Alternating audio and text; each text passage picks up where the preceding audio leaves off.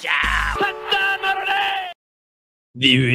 That's right. Welcome in. Welcome back, folks. It still throws me off that I don't have that whole minute of introduction music to like get into this and like feel the vibe a little bit, see myself stroking out and yelling. So, but I'm working on a new intro. It's just not worth it, you guys. Sometimes I post it, it's fine. Other times it's a violation. It's just not worth it anymore.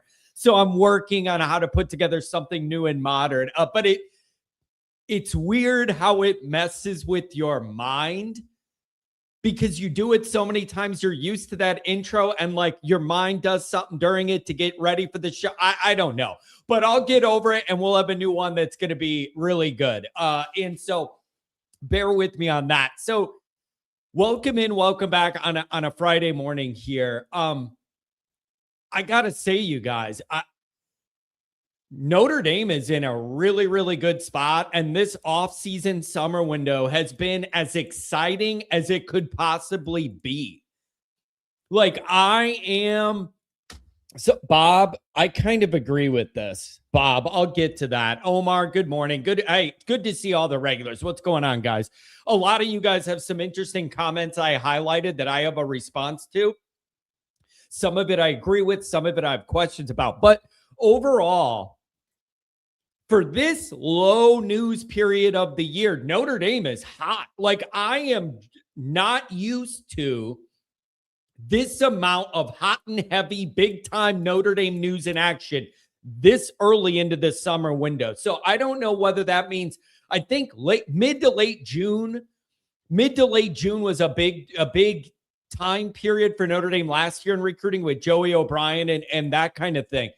My question is, I'm wondering if Notre Dame stays hot and you're getting whatever recruiting guys we're getting now or whatever, and then it builds and how long can you keep that going?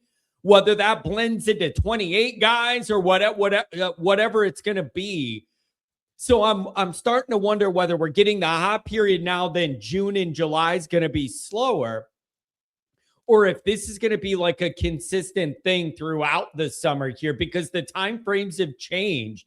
And for somebody wound as tight as I am with Notre Dame football, having these commitments and all this stuff earlier, it just relieves a little stress off my mind.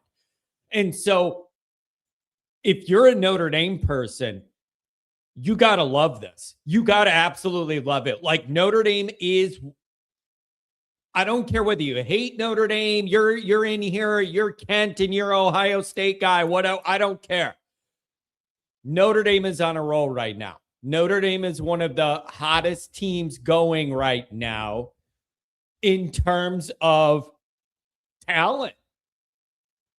And if you want to talk off the field, everyone that I've talked to personally or have a line to that has something to do behind the scenes at Notre Dame, they're all on board saying Marcus Freeman has this thing humming along and everybody is thrilled with how things are going.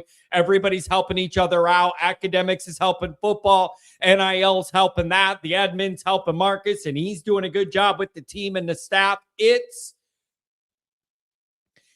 a dynamic I didn't know if we would ever get, where I could come on this show and say, I have this checklist and I feel like Notre Dame's hitting all the boxes, doing everything that I want and doing it the right way.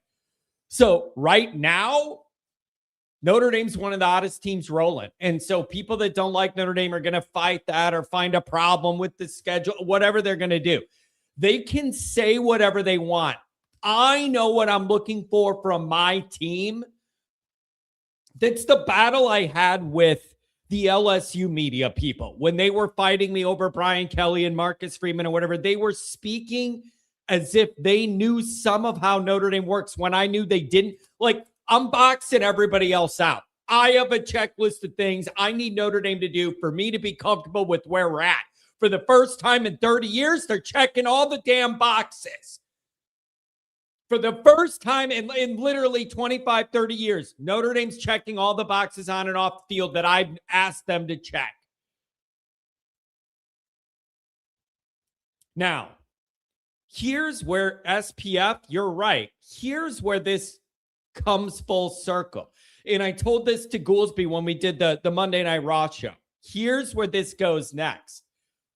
Well, I'm saying I have this checklist and Notre Dame's doing everything that I want on and off the field, all the relationships, the NIL, building a bridge with academics, transfer portal, the front office, recruiting, the coaching staff, facilities, all of it. Here's the next thing. Now you got to win a championship. Like, the pressure is on. It occurred to me when I'm sitting there thinking of how pleased I am with where all this stuff is at. My mind went next to, you better win a damn championship. You're finally in a window where all those elements that I've been looking for my entire adult life are lining up in Notre Dame's favor. You damn well better take advantage of this situation while you got it popping and win a championship. That's where this is at. It is so rare for all of these Notre Dame elements to be lining up together in the right way. So rare that it hasn't happened in my adult life till now. Like, you want to know how rare it is, that checklist I have for everything to be pulling in the same direction on the rope hasn't happened in my adult lifetime. That's how rare it is. You better win a championship. That's it. Like, in this window, you better win it all. And I've seen people be like, is Marcus going to be here long term? What's going to happen if he wins a championship or whatever? I don't know what in his mind would change about the future of his job status if he wins a championship at Notre Dame, whether that makes him more or less likely to stay. I don't know. But boy, would I like to have that worry. Boy, would I like to have that worry of Notre Dame as a championship. They're building out Freeman's statue, and now we got to figure out what's happening next. Sign me up for that worry. Sign me up for that. So that's where I'm at with this. And so while you got it all popping, you better win a championship. So I want to get into some of this with the recruiting. The Run Show later. Now, here's the deal. If you go on 247 Sports right now, it says he's announcing at 11 o'clock. You go to their YouTube channel, and it says he's announcing at 3:30. So what the hell is it? Why does it say on his profile on 247, 11 o'clock, and then you go to the YouTube stream, and it says 3:30? What happens if we don't win a championship? Depression. Niner, depression. By the way, tell your wife I said hi. She was so lovely, man. She hung out with us the whole weekend for Blue. She's so nice. Tell her I said hi. Depression. Depression is what happens if you don't win it in this window. It's trust me, I play all this stuff out. What could go right? What could go wrong? All this kind of stuff. And to me, if you want to ask like what could really go wrong, I'll tell you what could. This is, you know me. If I'm going to think of the upside, I got to think of the downside too. You want to know what could go wrong? Here's what could go wrong. I could see it already. Notre Dame does a good job, wins a playoff game or something stupid happens. They lose in the second or third round of the playoff, but Carr is good enough that he could still be like the first or second quarterback taken. So then we get no championship and we lose our quarterback to the draft. And you as a Notre Dame fan are standing there with an empty bag wondering why you exist to begin. What is the point of all this? The two most Notre Dameiest outcomes in my life would be Carr gets hurt and the whole year is screwed and all this stuff that we're excited about goes down the drain and it's nobody's fault. It's just injury to your quarterback who's supposed to be great. That would be very Notre Dame. Or number two, we just get really close, don't win it, we don't get the title, and then Carr leaves and you're going, what now? And the other issue is, I don't want to get like too far down the road on the negativity here. You're going to lose a lot of key defensive pieces off this year's team too. You're going to lose a lot of key pieces. So there is no guarantee of like just re-rack next year if something doesn't go right. You're going to lose a lot of that back end that is elite. So I You got to get it, man, while you're in this window. What if Carr comes back? The question about if Carr comes back or not, here's what I'm asking. What are the circumstances in which Carr returns? That could be good or bad. Like, does it mean Notre Dame flames out in the first round of the playoff and Carr's mad, so he does a revenge tour and comes back? I'm still going to be mad. Like, that's the question. I don't see a scenario where Notre Dame wins it all and then he comes back, because I just think he would be too high of a draft pick if Notre Dame did that. So for people being like, what if Carr comes back? I ask, what are the circumstances of that? What are the circumstances of that? Because if everything goes right, I have a hard time seeing him come back. Because if everything goes right, he's going to be a big reason for it, which means he's going to be a high draft pick. If he comes back, I got a feeling a lot of stuff went wrong, and then I'm going to be upset. Carr is back in 27, John. Don't worry. Okay. I don't know. See, we already got people saying he's back. No, he's leaving. Like, I don't know, man. I don't know. So I don't know what's going on. Lane is Lane, nothing new. Lane's always going to, I'll say this. This LSU thing is fantastic just for media consumption. For media consumption, LSU is awesome. Like, with the Brian Kelly stuff, it was something every day that we were interested in. With Lane Kiffin, it's going to be a soundbite all the time. He's going to say something like, it's a show down there just because of the culture of what a big deal LSU football is down there. Like, I'm here for that ride just because it's entertaining.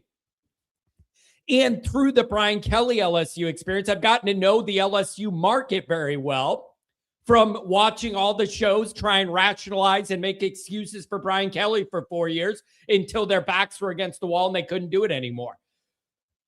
Maddie B. Epic tailgate loading November 7th. Matt, I got to tell you, Matt, you're doing the Lord's work. There was a lot of talk on the Patreon boards about you hooking people up with the tickets through the Orange County alumni group. Like, you're doing a really good job. People are like, dude, Matt hooked me up, got me good tickets for the game. We're going to have ourselves a great tailgate. And Matt, usually for the tailgates, I root for really good weather just so we have a good turnout and everybody's comfortable. For this one, I might want it to be a little different. Give me that sleet and a 40-mile-an-hour wind blowing off the lake to welcome Miami, okay? That's where I'm at. Carr in our head right now is a first-round pick, but over time it'll become clear he's more Ian Book than Trevor Lawrence. Here's the thing, man. To Cryan's point, there's a lot of optimism and hype around Carr, obviously inside the Notre Dame ecosystem, but also outside of it, beyond it as well, nationally. He's still a relatively inexperienced quarterback, and everybody has to acknowledge that. Like, I know everybody gets mad at Cryan when he goes against the grain with something negative. We have to acknowledge the guy's had 1 year as a starter at Notre Dame. He's still relatively inexperienced as a starter. He's been in the program a while, but like, he's still got a lot of growth to prove throughout the course of this year. I'm really hoping that's where the first 6 games help CJ Carr and the offense a lot, because you're not playing a top-level athletic defense and all the pressure and everything. They should really be able to settle in and find who they are, what their bread and butter is, what they're comfortable with in that window of the first 6 games. You should have a lot of leeway to be able to find yourself and your comfort levels with everything you're doing. Schematically, personnel-wise, whatever it is. And so why would we trust 247's commit time? Because they're the ones hosting the stream. If it was 2 different entities, I would be with you. The problem is they have conflicting information on their own account. The YouTube video says 3:30 Central, but in his recruit profile on that website, it says 11 o'clock. So I know I'm not crazy. I can read. I can't do math, but I can read. Carr's got a lot to prove, though. He does. And you never know a guy's second year as a starter, sometimes they take this big year 1 to year 2 leap and you're like, oh my God, it's the polished product finally. Other times, guys plateau. Other times, guys plateau for whatever reason. For whatever reason, some guys plateau. But that second year as a starter is really a key year there. Are you taking a big year 1 to year 2 jump, or do you realize a guy just plateaus for whatever reason, whether it's physically or mentally or the team or whatever? So I don't know. I don't know what to tell you about that. Somebody's saying like Ian Book was solid or whatever. Like everybody, Ian Book laid it all out there for Notre Dame. That's why people like him. He was never afraid to lower his shoulder, take a hit, do whatever he needed to do. Everybody loves Ian Book. The issue is the passing game was limited, and when you play better teams, you can't get away with being one-dimensional on offense. That the people that know the film say, like, there were times where Ian Book should have just let it rip, but he overthought it and couldn't release it and rip it, and then he ran with it, whatever. That was the issue with the Ian Book teams, is the offenses were still limited in the passing game to where it doesn't matter if you have a good defense. When you play a really, really good team, if they could just focus on shutting down the run and then guarding the tight end over the middle on 3rd and 8, you got Notre Dame beat offensively. We didn't have an answer for that. In fact, I would argue all of Notre Dame's recent playoff teams, going back to the Kelly ones and then the Freeman one, limited, not being able to be a true passing threat to where teams have to worry about it and plan for it and allocate resources to stop it, is what burned all of those teams. Like, you felt pretty good about the defenses, and while they struggled at moments, they kept you in games. I think the offenses being limited were a big part of running into problems with some of these teams. So I don't know, man. It is just, where's WPP? I don't know where he is. I don't know. He's in West Palm somewhere. That's where he is. Jaden Greathouse playoff run? I don't know. Is he going to be available, or is it every single week we're going to have a drama of the question of how's his hamstring? Is he in or is he out? Is he staying out to then transfer and redshirt? What are we doing? I don't know. I don't know. I can't count on you when you've been out pretty much a whole year. Like, redo the highlights from him in the playoff run or whatever. Yeah, and there's been a full year in between where I got no production. So I can't trust you till I see you're out there. That's where I'm at. I can't count anything with him till I see that he's out there and he's healthy. So, and again, that's not personal. It's not an insult to him. Injury's injury, but it's just, I can't rely on you if I can't rely on you. I don't know what else to say. I just can't. I can't do it. So I don't know, you guys. It's all I know is for this time of year to have this kind of hype, it's pretty awesome. It's pretty awesome. And so welcome in. I'm going to put the link in the description. You guys can join. John, you should do live reactions to the game. I don't know what you mean by that. I'm live 1 second after every game ends. What do you want from me? Is that not quick enough? The game ends and 1 minute later we're on here. What do you mean live reactions to the games? Or do you mean while the games are going on? Some people are doing that while the games are going on. But the frustrating thing with that is you can't show the game you're watching because then it'll ding your YouTube channel. So you're just kind of reacting to it and hoping the people their stream is the same you are if they're watching it live. That's a tricky dynamic to make work. That's a tricky dynamic to make work because you can't even show the game. So you're reacting to it live without showing it. And then anybody watching it, if their game isn't synced up where yours is, then what do you do? So I don't know. Ian Book never gets the respect he deserves. Led 2 undefeated regular seasons. Comeback for if he had a comeback for the COVID in 21, would have been 3 undefeated seasons. I think he does get the respect he deserves. I've never heard anybody say a bad word about the guy. And this is like the Notre Dame fan base. It has strong opinions on everything. I've never seen anybody have a bad word to say about Ian Book, other than he's just like, the passing thing was never his thing, and that's not his fault. It wasn't his thing. I've never really heard anybody say anything bad about Ian Book other than he laid his heart on the line for Notre Dame. I just think because of just the passing game was a little limited. John, are you staying for Miami or going home? I'm going home. I can't give up the Miami post-game show, good or bad. So the plan's going to be go for the tailgate. When everybody starts to go into the game, all hop in the car, listen to the first half on the radio. It's a 2-hour drive. Watch the second half on TV. Be here for you guys on the post-game show. That is the best way I could think of threading the needle of serving all masters here, of me getting to feel the vibe of Notre Dame, Miami on campus, feeling that electricity. I talked about it the other day. For as many Notre Dame situations there is, home games, very rarely does one really move the needle where you get off that toll road and your body, you can feel the electricity. You could feel the vibe. Okay. Very rarely. Bush Push is one of those. Like obviously 93 Florida State, 88 Miami, Bush Push, Ohio State in 23.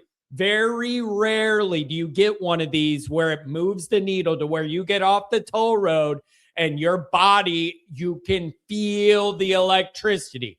Because I got news for you. It ain't going to be that way when Conolangus Rice comes to play. Okay? It ain't going to be. So that's going to be my play. Do a location show, take it on the road tailgate. It's easier said than done. Like, I would love to find a way to be able to do that. Yeah, again, I'm going to say what I've said before. If any old rich Notre Dame guy is about to croak and wants to donate money to the cause, give me some of that and we'll put together the Always Irish mobile. I'll buy an old ambulance. I'll buy a school bus, a party bus. We'll change it into a tailgate thing, and then I can record out of the back of it. So we could go to road games. We could be in the parking lot. And I could do the show. That's the dream. So if anybody's old and rich and wants to donate some cash, that's what we'll do. I'm serious. In a dream world, it would be a tailgate party bus / recording studio. You could do everything you need to do in there. That's where we're going with this. That's where we're going. WPP could pay for it. That's the amount that'll cost is what he tips people at dinner. Faison's an NFL player, no question. Yeah, you're darn right. You're darn tootin'. And the other thing is, we'll bring Renee up so he can get on with his day. The other thing with Faison is, I know people are into the lacrosse and everything. I think he's going to benefit greatly from not playing lacrosse, being able to just focus on football, just be able to work on his body. Everybody at Spring Ball said that his body looks very, very noticeably different. So I do think not playing lacrosse is helping the football. And the thing is, I don't care about lacrosse. I don't care about lacrosse. I want them to succeed. I want them to do well, but not at the risk of like our most consistent receiver. Like, I want them to do well, but as long as it doesn't affect football. So like, I that's where I'm at. Like, football moves the needle here. Okay. So I don't know. Porter, again, great house. I need to see it to believe it. Porter, I need to see it to believe it. So, like, I just, like, I'm not negative on these guys, but I haven't seen Porter do anything in a Notre Dame uniform yet. And what do you want me to do? Pencil him in as being, like, our second or third best guy just because? Because of why? His recruiting profile at Ohio State? Forgive me that I just need to see him succeed in a gold helmet before I know he's good. That's not me being negative. That's me being as fair as possible. Like, I agree with the upside, but I want to see the guy play in a gold helmet before I pencil him in. So I don't know, man. It's very interesting. Ryan Roberts, good morning, sir. Hop in if you want to talk recruiting. Things are popping, baby. John, I have a serious question. How much do you trust the new running back room? Do you think Bowen will take a leap this year? Yeah, ask Goolsby. He's saying if everybody's healthy, Bowen needs to be off the field more than on it.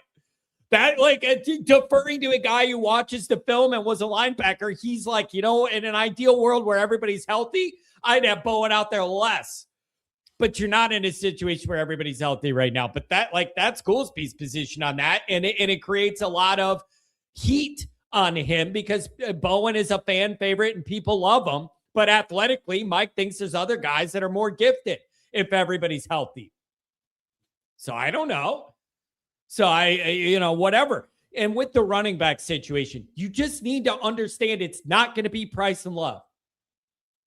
Like, it's just, you just got to realize whatever it is isn't going to look like what that was because it was such a unique and rare dynamic. So you just need to be open to the idea that it isn't going to look like that. In an ideal world, I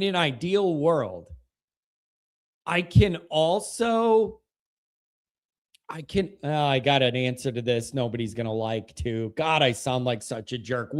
I'll address that, but people aren't going to like what I'm going to say. In an ideal world, you find a way to build out an offense where those running backs can still be a plus unit, but they don't have to be the engine that drives the offense. Do you get what I'm saying? Yeah, Goolsby is delusional if he thinks Bowen. You tell me. Athletically with KVA, a healthy Ferramo, what is Snead and Osbury? I don't know. I'm not going to question the guy that was a captain at that position with what he says he sees. Like, that's not my place to do. I know my place. So anyways, but in an ideal scenario, like, I could see where that new running back group isn't near what Price and Love were, but it's still a plus unit. If you're able to stretch the field with more downfield passing and challenge a defense that way, theoretically, that should open up some running lanes. So like before, everybody was so focused on stopping Love and Price. If you're able to throw downfield a little more, you're going to have to loosen up that back end of the defense. And maybe that opens up the run game a little bit. What if you're able to do more of the intermediate short passes, get it out to Faison, get one block, let him do whatever. Like, Mylan Graham could do that too. Like, I don't know. Maybe it opens up the run game. But it isn't going to be Love and Price, and that could be okay. That could be okay, but only if the rest of this offense takes steps forward. Only if defenses have to actually plan and worry about that passing game nonstop, right? So I don't know. That's the problem. What if you don't get more production passing and you have this running game? Then I don't know where that leaves you. My theory is incumbent on the passing game taking a big step forward with Carr, the O-line, and the receivers. So I don't know. But you just got to wrap your mind around the idea. It ain't going to look like Love and Price back there, but it shouldn't have to if this offense does what we all want it to do. Let me go back to this. Yeah, Snead and Osbury are not every down linebackers. Yeah, I understand that. I'm just saying that sometimes the captain thinks Bowen doesn't have to be out there as much as he is. That's all. You guys can debate that all you want. $5 from the main man. Make them bow down. Oh, I bet you he's coming in with flames today. Nikki Dean loves to be heard and seen. $5 holler.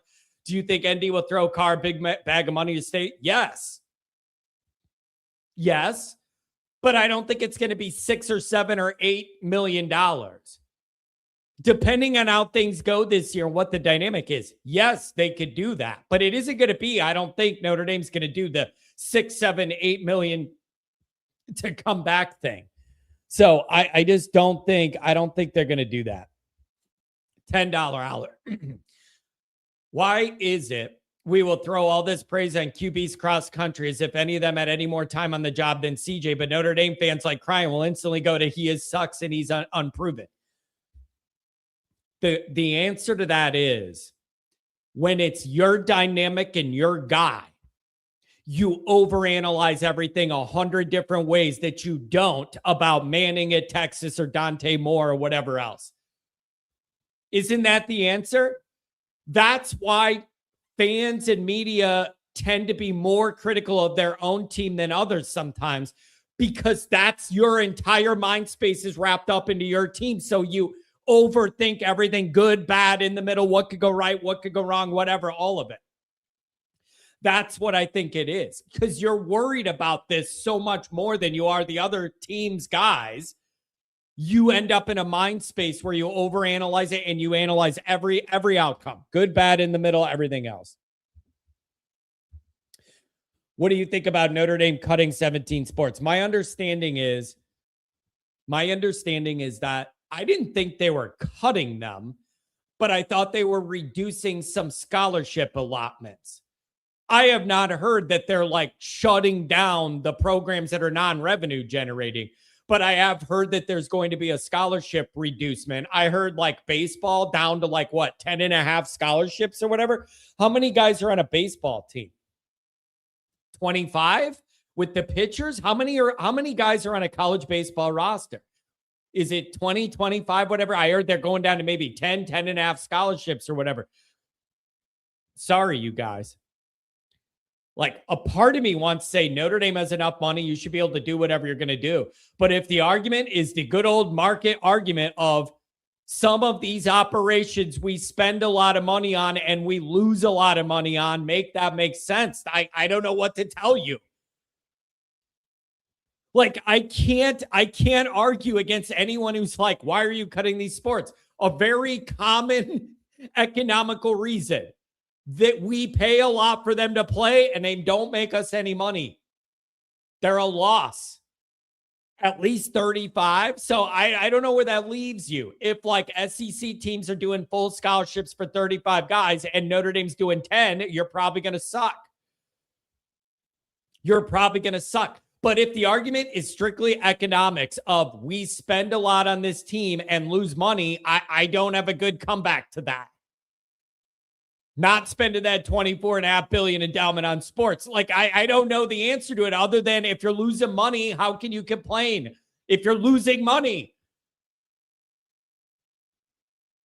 And again, the jerk in me is going to say, God, I want these people that like spent their whole life playing golf to have a golf scholarship at Notre Dame if they deserve it. I want that. Track people, whatever it is that's not making money. I want those kids to be able to have a scholarship to get through Notre Dame for the sport they've been working on their whole life. But at the end of the day, football moves the needle. And I'm not going to shed a tear or whatever happens. Just don't take a nickel away from football. So like that, you could say that's mean to me or I'm not looking at the big picture or whatever, but I genuinely, that's my answer. Don't take a nickel away from football. So I don't know, man, but it's a pretty tough economical argument if teams are losing money. It's pretty rough. Baseball typically had 11 scholarships. No wonder you're not. I wonder what the SEC scholarship numbers are like. Is it the full team? I don't know. Can't cut out the fencing. They win those natties. Buy them a couple of armored suits off a museum and give them a sword and let them go on guard. Title IX killed college sports. I don't know. Who is going to the water polo match? I want all these people to have a chance to get through Notre Dame and have a scholarship, but not it. I don't want 1 cent drawn away from the football operation. You got to know who butters your bread, and it's Notre Dame football. Angela, thanks for being here. We'll see you. Thanks for being here a lot. Appreciate it. The resident mother of the group. So real quick, then we're going to go to Main Man Martinez. Speaking of money, Notre Dame allegedly spent over $40 million on their football roster. When OSU did that, there was a lot of bad talk on them. Why would there be bad talk on that if it's legal? Why would that be? I don't understand why that would be a negative. Who out here was being like, it's legal to pay guys. Now we're mad people are paying guys. I don't remember being mad at Ohio State for doing that. It's the name of the game. It's the name of the game. The only one that I ripped is Texas Tech, because it bothers me that a bubbling brood of oil popped up in one guy's backyard and now they're suddenly all invested in football. That bothers me. That bothers me because it just seems so random. And like, it's just mainly coming from one guy or whatever. It just bothers me. A bunch of oil pops up in a guy's backyard. Now they're all serious about football. It just kind of bothers me. Same, I could say the same about Indiana. It kind of bothers me out. They just, on a whim, I guess maybe we'll give this football thing a shot. Try for 2 years. Undefeated national champs. And by the way, if some of this legislation passes on that 5 for 5, not the Arby's 5 for 5, they haven't had that since the early 2000s, and I miss it. If this 5 for 5 legislation passes, you're not going to end up having those rosters with 24, 25-year-olds on them. Indiana got it when they got it with having them guys be 23, 24 years old. They're trying to eliminate that. These coaches are saying there's too many guys that are in year 6, 7, 8, whatever they're doing now. We gotta knock this thing down. So like that whole thing may have been, you got it when you could get it, because those rules are going to change, try and prevent some of that, I think. So I don't know. But as for the recruiting, we got Full of Run show today. By the way, I Notre Dame feels good about it. Everybody that I've talked to said Miami's trying to do everything they can behind the scenes to not make it happen. And that's what they should do. But it's in my mind that multiple people have told me, I heard Miami's trying to make sure it doesn't happen, whatever. Notre Dame people feel good. Jones Jr., can you get Gales, Van Brandt, Cisse, Vaughn, whatever? Gimme. Take them, just gimme. Because most of these guys Notre Dame's being talked about landing, top-level guys. Full of Rush knows Irish. Yep, that's what I'm feeling too. I got my video ready. The second he commits, I'm going to have something on Patreon, something on YouTube. Better not be a waste of time. So I'm all ready for it. So that's the deal. As soon as he commits, something on Patreon, something going live on YouTube. So stay tuned for that. Liam says, yeah, I hate it when we miss the Chicago recruits. That's the other thing. That Notre Dame Chicago pipeline's been a thing for like 100 years. I love maintaining it. The fact that Zibikowski and Santucci, former Notre Dame players, are at Full of Rancho School in charge of the football and the school itself is beautiful. That's beautiful. It is the most Notre Dame story of all time, maintaining the Notre Dame Chicago pipeline and having Notre Dame guys involved in all this. It's beautiful. It's exactly what you want to see. By the way, unique pressure on Zibikowski, I think, because if you're his coach and you are what you are in Notre Dame lore, I bet you there's some pressure to make sure your guy ends up in Notre Dame, or Notre Dame people in Chicago aren't going to be happy. So I don't know. And so, yeah. And then the other thing is, Goolsby and I are going to talk. We're going to have Zibikowski on. Sunday night, we're recording a video with Dan Santucci and Zibikowski. We're at St. Pat's. And so stay tuned for that, because it's going to be great talk to those guys about the Notre Dame Chicago connection, Full of Run show, and then what they're seeing with Notre Dame and Marcus Freeman, how many changes have been made in the program. So that's a beautiful thing. Let's bring Renee in here, and then I'm going to go back to some of your chats. One more thing on the recruiting. Sometimes this stuff is streaky. And when you're hot, that's the time to put pedal to the metal and like run it. Like that's my feel on it, is that there's these like ups and ebbs and flows in recruiting. And when you're hot, that's when you pedal to the metal, get what you can get, hammer it home, push it. Notre Dame's in one of those hot streaks. Let it ride. While you're hot, let it ride. So that's where I'm at. Every Catholic kid doesn't want to go to a Catholic university. I understand that. But what it does do is, whenever you got one of these guys that's either like Northeast Catholic school area, Chicago Catholic League, whatever, whenever you have that dynamic, here's what I do know. The academics are probably not going to be a problem in lineup. and the culture is going to line up, and you could check those boxes. Do you get what I'm saying? Not every one of those kids wants to go to a Catholic school. I understand that. But that's what I like about it is if you do have one of those, there's a lot of symmetry between the academics and the culture of those private Catholic schools and what life in Notre Dame would be like. That's why that's so appealing to me, because there's less barriers there that you have to worry about, less things of like, how many times do you hear about a recruit and are they a culture fit for Notre Dame and South Bend? And that can mean a lot of different things. But if I have these guys from these Catholic leagues, it eliminates a lot of those worries. It eliminates a lot of those worries. And so I think while you're hot, keep on hitting it, man. Keep on hitting it. $5. Zach, I love that vintage logo. Renee, you're coming up. With all the talk of 2014 playoff, that would really make the regular season boring. Well, you saw Greenberg. What is it? Seth Greenberg? Usually I don't have the time of day for an ESPN shill like that. If he's even there anymore, I don't watch. I just don't. And here's something to think about. Greenberg said this. If you keep the schedules relatively stable how they are, and you go to 24, are you going to end up in a situation where Michigan and Ohio State play in the last game of the regular season and they just sit all their starters because they're already positioned well enough for the playoff? So like that's like something that whatever decision they make, there's going to be downstream consequences, some good, some bad. That's where I've fallen on this. Wherever it goes, there's going to be some consequence. Some of them may be downstream to where you don't realize them till you're in them.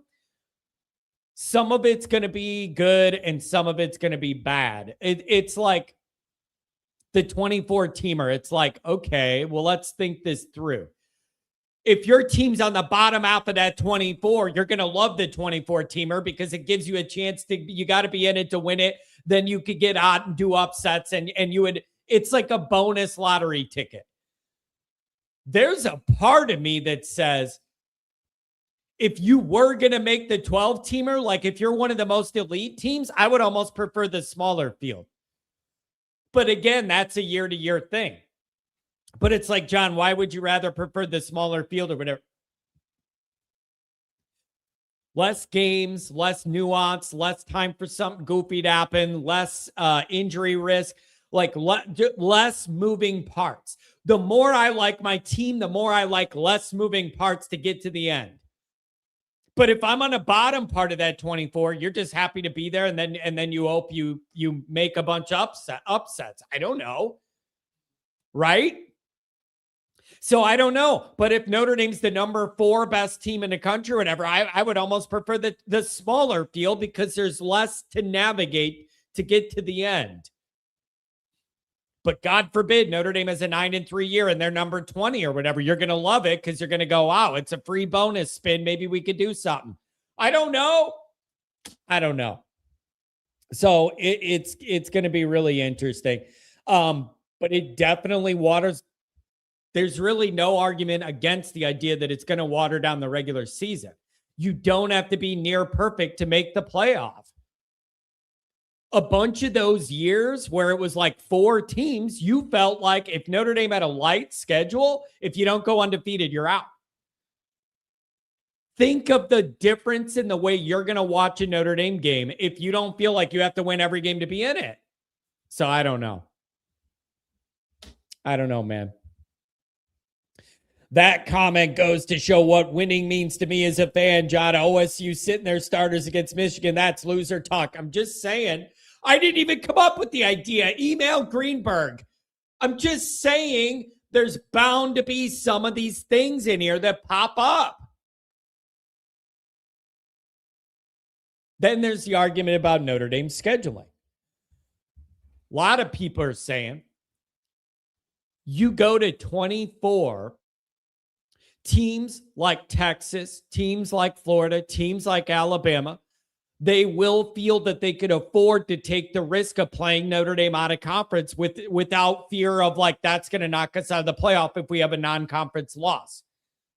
There's a lot of that. This will preserve Notre Dame's future schedules because the pressure will be lighter on these teams to feel they got to be perfect or near perfect to be in the field.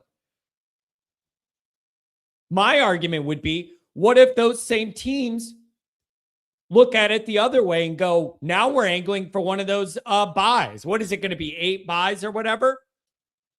So what if those teams that were in that mindset, like Texas, go, yeah, now we don't have the fear of losing to Notre Dame to get knocked out of the playoff, but now it's all about seeding and positioning, and why play Notre Dame and risk a loss and we don't get the bye or a home game. So I understand the theory that it should help loosen up people with scheduling, but I also think if you wanted to double down on it, you could go that way and just go, well, now I'm playing for positioning, not to be in the field. I'm playing an SEC schedule. Why do I need Notre Dame? An SEC schedule on its own is going to give you the credibility to be in the field. So why do you need Notre Dame? I don't know. So we're going to have to see how that all works out. And I don't know what to think of it. I really don't. In my mind, $2 olive from the super sticker. Caden, he's a freak. He's a freak. They need to realize it's now or never for the national championship for Irish fans in the memory of Lou. It all does kind of add up, diesel freak. Here's the other thing. Teams are going to make the playoff field anyways. Why play ND? I don't know how these teams are all going to process this scheduling thing. But for Notre Dame, what they're going to do is hold tight with the ACC agreement till they see what the next format is and then see where they land. That's the reality we're living in. Frustration with the ACC and all this stuff, whatever. They're going to do what they're doing, see what the new field's going to be like, and then see where they're at. That's the plan. In my mind, 16 is a pretty good number.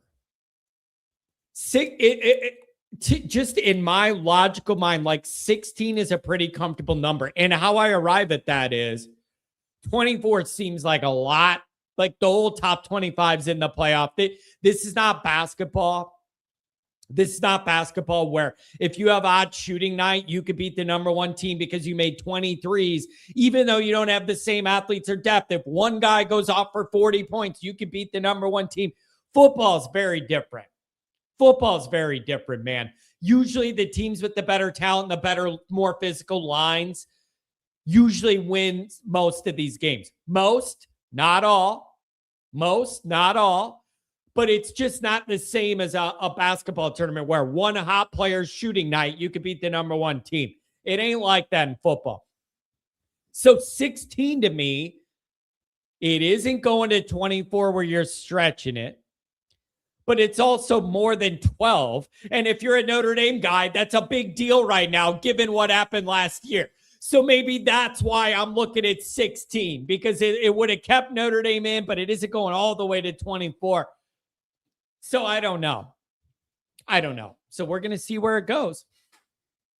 But Notre Dame's ability to schedule a compelling, robust slate is going to be at the center of this. Notre Dame's ability or inability to do that, depending on how these other teams frame what's coming next.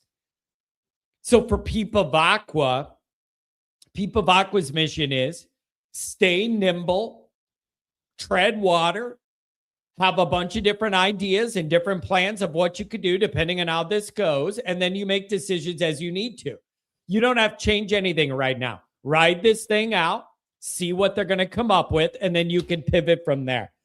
So I think that's what's going to happen. But what do I know? I don't know nothing. You know that. Oh, people were talking about complaining about the offensive lineman we flipped from UCLA and the lower ranking or whatever. And it's like, do you think we could have a roster with all 5 stars? It's not cheap. You can't do it. I knew some people were going to have complaints about that. Number one is, I think you got to trust Rudolph and what he's looking at. If he's going after a guy committed elsewhere that hard to want the flip, it's for a reason. But here's the other thing. Some people are going to be, John, when Brian Kelly tried to say that, you were riding him saying recruiting wasn't good enough. Yeah, this is all very, very different. when you're landing these difference makers that Notre Dame's landing, and the whole recruiting thing, you're coming off a top 5 class last year, you're building towards one in this year as well. When that's the dynamic, people should be a lot more open to a guy that may be more about developmental project than when the head coach is at the podium saying, your standards are too high for recruiting. We're not allowed to go after good guys. Don't blame me for it. RKGs, baby. It's a big, big difference between those dynamics, okay? One guy used the academics as an excuse. You weren't landing elite classes. You were getting gaslit with this BS garbage from that politician. When you land a top 5 class last year and you're on way to do it this year, people should be a lot more understanding of the dynamic. Those dynamics are not the same. They're vastly different. Vastly different. Yeah, you want to talk about spending money, and Andrew, it's an interesting point. I love this era. I'm going to you guys in the chat. I'm sorry. I love this era of college football. Notre Dame fully paying players, top 6 spender. SEC's on an island right now. I'm so over the nostalgia about things used to be. My thought is Notre Dame had a big decision to make when NIL became legal and the portal really took off. They could decide to get in that game, keep up with the Joneses, pay what you have to pay, do what you need to do, or they could become an Ivy League school. Those were the options. There was no in-between level to this. Do you get what I mean? There was no option for Notre Dame to be like, yeah, we're going to do NIL. We're going to be a part of this. But they offer guys $50,000 and then they call that the NIL when other people are getting $2 million. And then Notre Dame could say they were doing it, but not fully. There was no purpose in that. It needed to be either we're committed to this or we're not doing this. Fortunately, Notre Dame's really stepped up. They're committed to it, and they're doing a great job. They're doing a great job. Notre Dame doesn't lose out on guys because they can't spend the money or whatever. Not one more thing, and I'm going to the chat, I promise. There's a difference between not being able to pay a guy what they're going to get and not wanting to. Do you understand what I mean? There is a massive difference between Notre Dame wants this guy, so do 3 other teams, and then we can't pay you is different than we aren't going to. There have been some guys where, and I'm sure in the portal too, where Notre Dame's doing the math and they're like, yeah, we would like you, but not at that number. So that's where Notre Dame's starting to get to. It isn't like we don't have the money for it. It's just like, do we value you that much at that number compared to some of our other needs? Those are different discussions. So I love what Notre Dame's doing. It's a modern elite football operation right now, on and off the field. It really, truly is. Renee, good morning. Yeah, hey, John, what's up, buddy? How are you? I'm doing great, man. Things are good in Notre Dame land. What's up? They are great. I'm going to touch on your topic real quick about the rolling with the recruiting, and then I'm going to touch on everybody else. I'm going to bring the heat to you because I love you, but I'm going to give you the bee's knees. Okay? I'm going to give it to you and everybody on the chat and everybody on the text group chat. The recruiting thing is on fire because of who Marcus is, and we've talked about this. People generally want to come play for this dude. Okay, your boy says it all the time. All these man crushes. The camera loves him.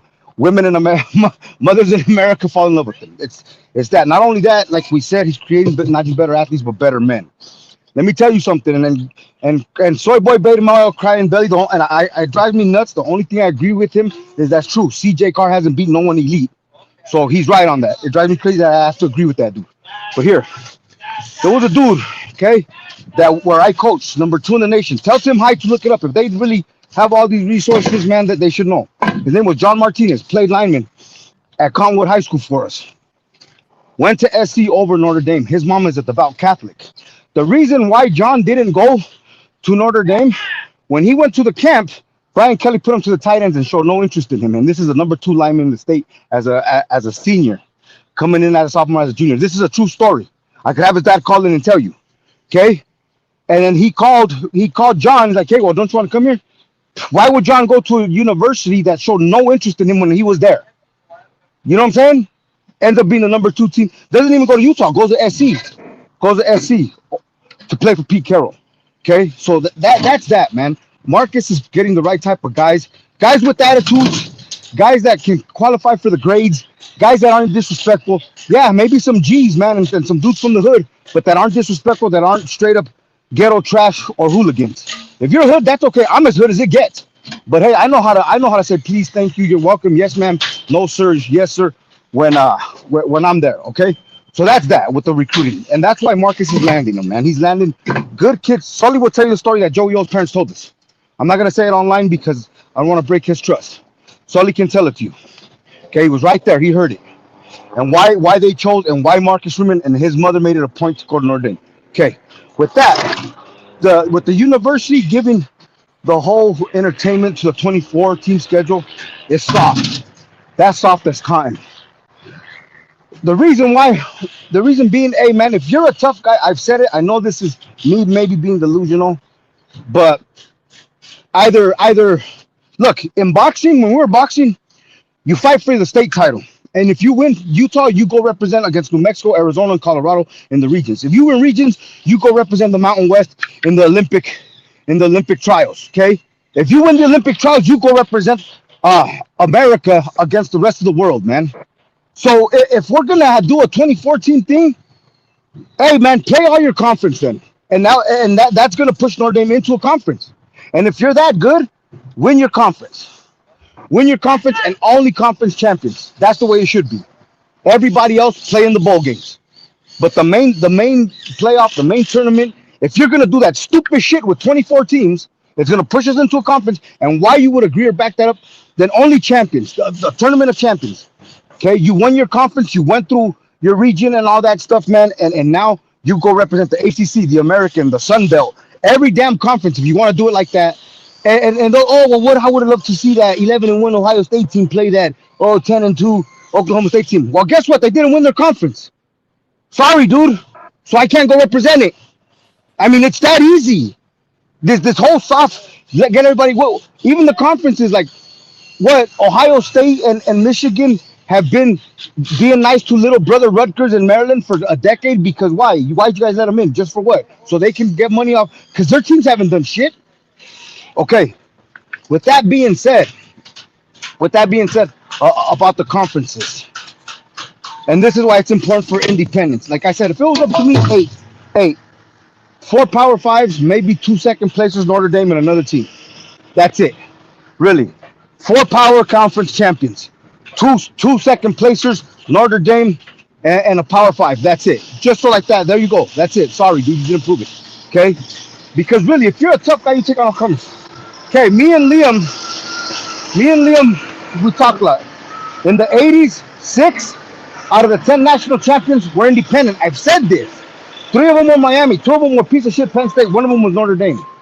Not only that, okay, their schedules, even Miami, as much as I hate that team, their schedule was brutal.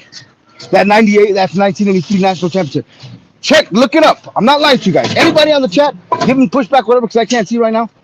They can go ahead and look it up. Okay, look at that 1983 team. Look at. I thought, cabrón. That 1988 Lou Holtz team schedule was brutal. Okay, here's the solidification about that argument.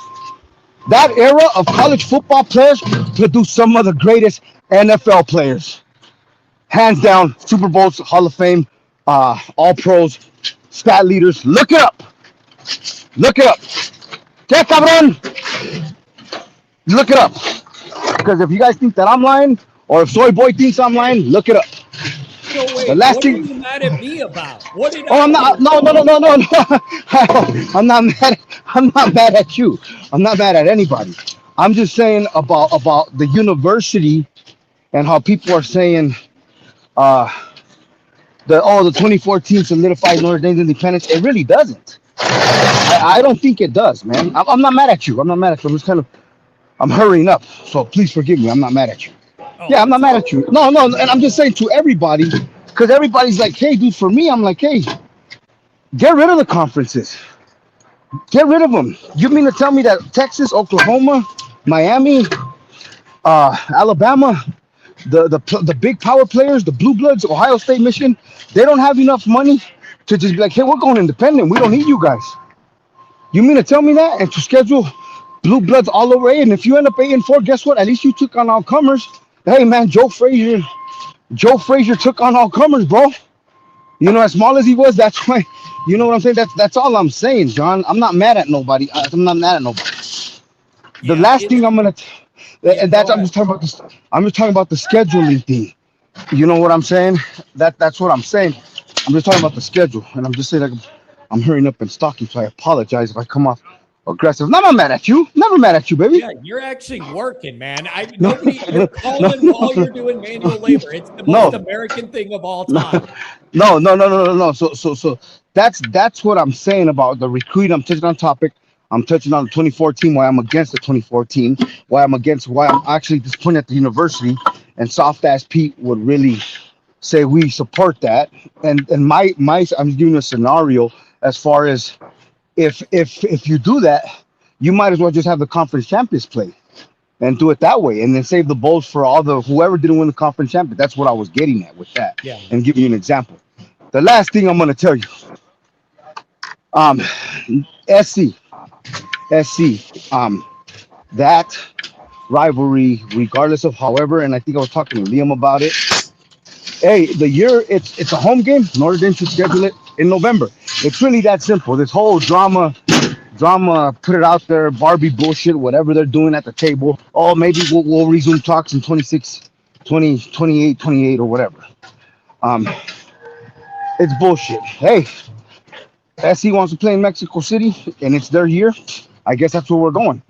But guess what? You're bringing your ass to cold ass South Bend the last week of November. That And was if my you happen, question for you, Renee. yeah, yeah, yeah. Do you want this game back enough that you just agree to play week 0 every year the way USC's proposed allegedly or not? You know what, John? And that, yes, the reason being because it's not about me folding, but it's about continuing the rivalry. Be, I would do it unless I would only way I would do that is if it be, hey, okay, you guys wanted week 0, the year on your home field, you chose Mexico City week 0. Okay, cool. Because guess what? If we do go 1-1, we can still run the tables and go 11-1, right? But if they're on the bubble and if they're on the bubble and their last game of the season happens to be Notre Dame in cold ass South Bend in November, sorry, bro, but it's our year, and we're choosing to play in cold ass South Bend. You know what I mean? Even colder, let's play on Lambeau Field with that Green Bay windshield factor, as they say. Let's do Yeah. it there. No, I really, right? I think it's really that simple. Go ahead. Sorry. I don't know Sorry, how John. this is going to go. I think Notre Dame's going to bide their time, see what the new format is, and then maybe see what the scheduling looks like at that point. I think you're going to just tread water doing what you're doing and then see what the new change is and see if you need to adapt. I don't know. Yeah. No, exactly. And like I said, I'm not mad at you. And the last thing is the reason why um college football needs that rivalry. And when you say, LA and nothing is fake, and I get it. I got a little soft spot. Remember, I was born in the heart of SC country. Yeah. But look, in the modern day, John, I looked this up, man. Oklahoma, Alabama, Miami, uh, um, Michigan, Ohio State, uh, all the teams that are blue bloods, all the teams that are blue bloods. No one more won in the modern era, from Reggie Bush on. No one won more conference titles than USC. They won 7 in a row. Look it up. There was one team that won more than USC, and that was Nebraska back in the 40s. And that was when it was like NWAIA. Look it up. Look these things up. So I think it's just too important for college football to get rid of that rivalry, regardless. Yeah. Like, hey, this is what it is. Week 0, Mexico City. Week 12, Lambeau Field with minus degree 40, and you're gonna freeze your balls off. Sorry, that's what it is. You know what I mean? Hey, John, bro, I love you. I'm sorry I came with the heat, man. I'm not mad at nobody, bro. But I'm I'm just just trucking. glad you're tuning in, man, and make sure you're safe out there all day. All right, brother. Onward, Notre Dame. Yeah. Have a good one. Dude, I'm telling you, man. I barely have the focus to be able to read the chat and have a phone conversation with somebody at the same time. I'm genuinely impressed. The guy's doing manual labor building buildings while he's talking to me. The SC players smoke by the pool and call that going to class. Hey, there's a reason Snoop was on the sidelines in the Pete Carroll era. Smoke him if you got him. And the other thing is, too, somebody put the another Georgia kid got arrested for driving like 100 miles an hour or whatever. I see all the jokes on Twitter about it or whatever. It's all fun and games. One of these guys is going to T-bone a minivan with a full family going to soccer practice or something. It ain't going to be funny anymore. And I genuinely wonder this. Maybe I'm totally off.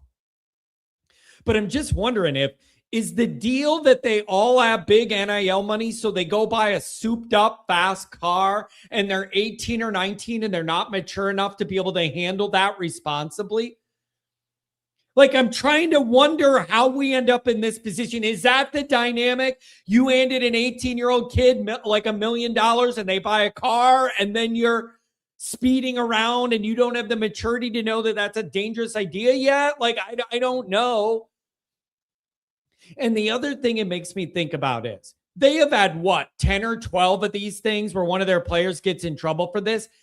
If they're getting busted publicly that many times, it makes me wonder how many other times have they gotten away with it? No one saw them doing it and they didn't hit anybody. They got away with it. Or they did get pulled over, but the cop loves Georgia football. So he goes, just go home, buddy. Like, don't speed home.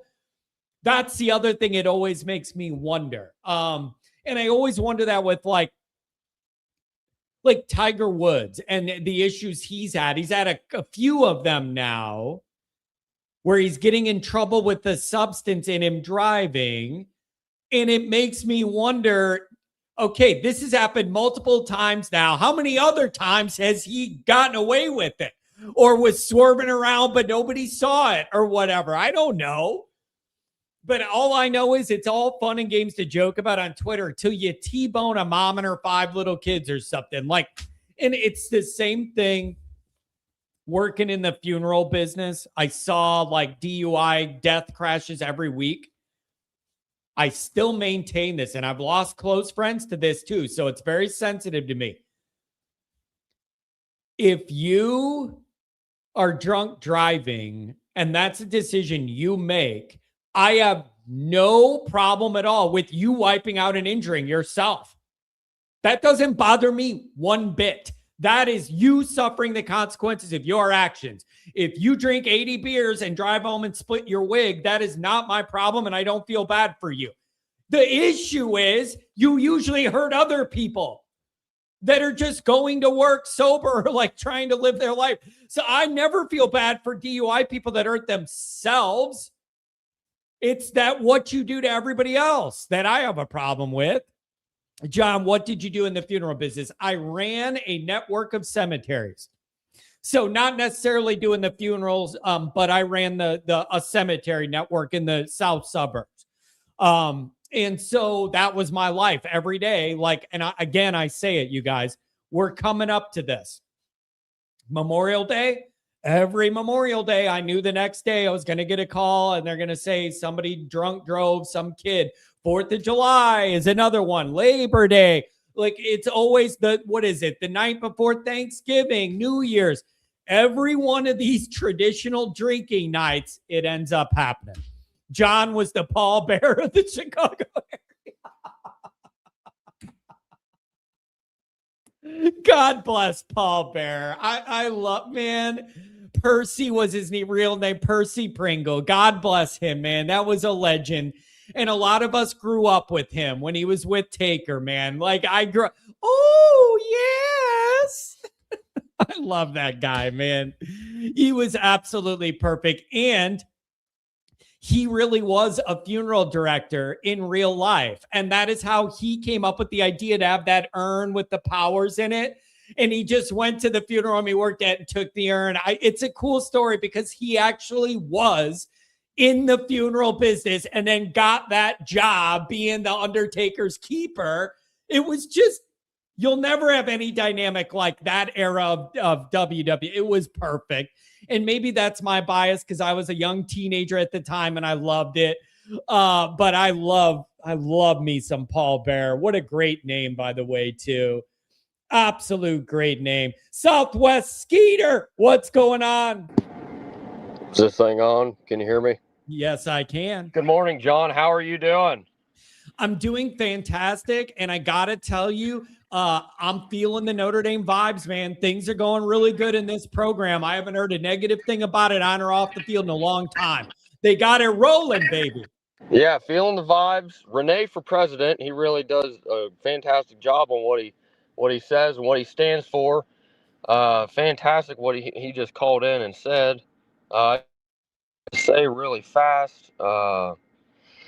Kent, I think he's a little scared to call in. He's just a keyboard connoisseur, you know what I mean?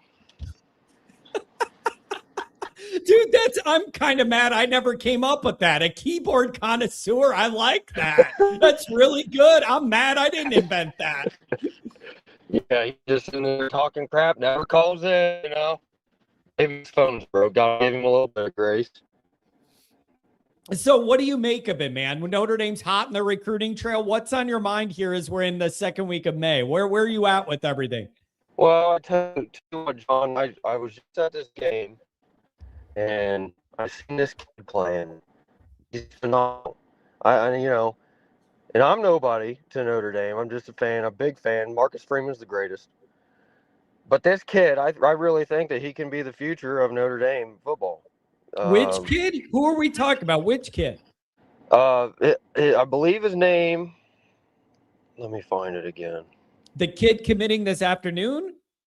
No. I seen him playing a game personally in my area. I went to the game. His name was Filippo Jottenheimer, and he really did a phenomenal job. Really, I think that he could be the future of Notre Dame football. And I'm going to try to email, or maybe I'll send a fax over to Marcus Freeman, because he usually gets a hold of me pretty quick when I send him a fax. But I'll send him a fax on this kid and tell him that he's really the greatest that I've ever seen, and I think that he needs to keep an eye on him. Well, there you go. Do you remember the old days when the commits used to literally fax in their paperwork and the whole staff would be waiting by the fax machine? Man, the times have changed. Now you just do a DocuSign over Zoom or whatever. Like, I remember those days, the whole staff huddling over. They hear the fax machine crank up and the whole staff is over there seeing who it is. Oh, yeah, that was really great times back then. And, yeah, this kid, I mean, he's really great. He really is. He's a little young, though. Might have to give him a little time. He's only in fourth grade. But, you know, he's phenomenal how he played, you know. Fourth grade? Am I being trolled here, or are you being serious, Skeeter? I'm serious, 100% serious, never lie. Fourth grade. I just hope I'm alive by the time the kid picks what college he's going to. Yeah, it's going to be a little bit of time before we see him on the field, but, you know, I'm going to send Marcus fax, like I said.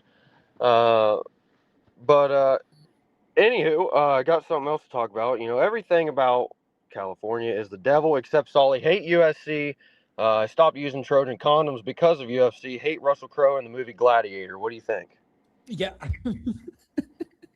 Dude, your delivery always keeps me on my toes because I never know what you're going to say. Whenever you're on, I'm always on my toes because I don't know where you're going to go. I really, really like everything you threw in there. What do you think? Spencer Pratt for mayor? Clean the whole city up. Yeah, for mayor. Oh, buddy. So what do you think? You think Fuller Run Show picks Notre Dame this afternoon? You add a monster defensive lineman to the hall. You think that's coming? Yeah, I'd have to say so. Maybe so. Yeah, I think we're going to be, Andrew, that's really funny. I think we're going to be in really, really good shape. What do you feel about the Notre Dame recruiting overall? I feel that it's on a roll right now, and they're starting to be able to layer elite classes together, and that's how you get elite and stay elite. Not these big dips and drops up and down in your recruiting. You start layering good O-line and D-line classes. That's how you build the foundation, and Notre Dame's doing it. I know for president. All right, Skeeter, you totally cut out, man. I'm sorry. I did not mean to do that, but I cannot. You totally cut off and your whole thing like went off. I don't know. I can't understand you. I was having trouble understanding you. Sorry, Skeeter. I didn't mean to do that to you, but the connection's bad. It drops you off. All right, are you back? Can you hear me? There you go. All right. Final main thought from the Skeeter. Now I got you back. Hello. Can you hear me better now? Yes. All right. Just got to make sure this thing working. You know, it's always bugging out. That's a nice little touch. Yeah, if you know what I mean. Bugging I little do. mosquito.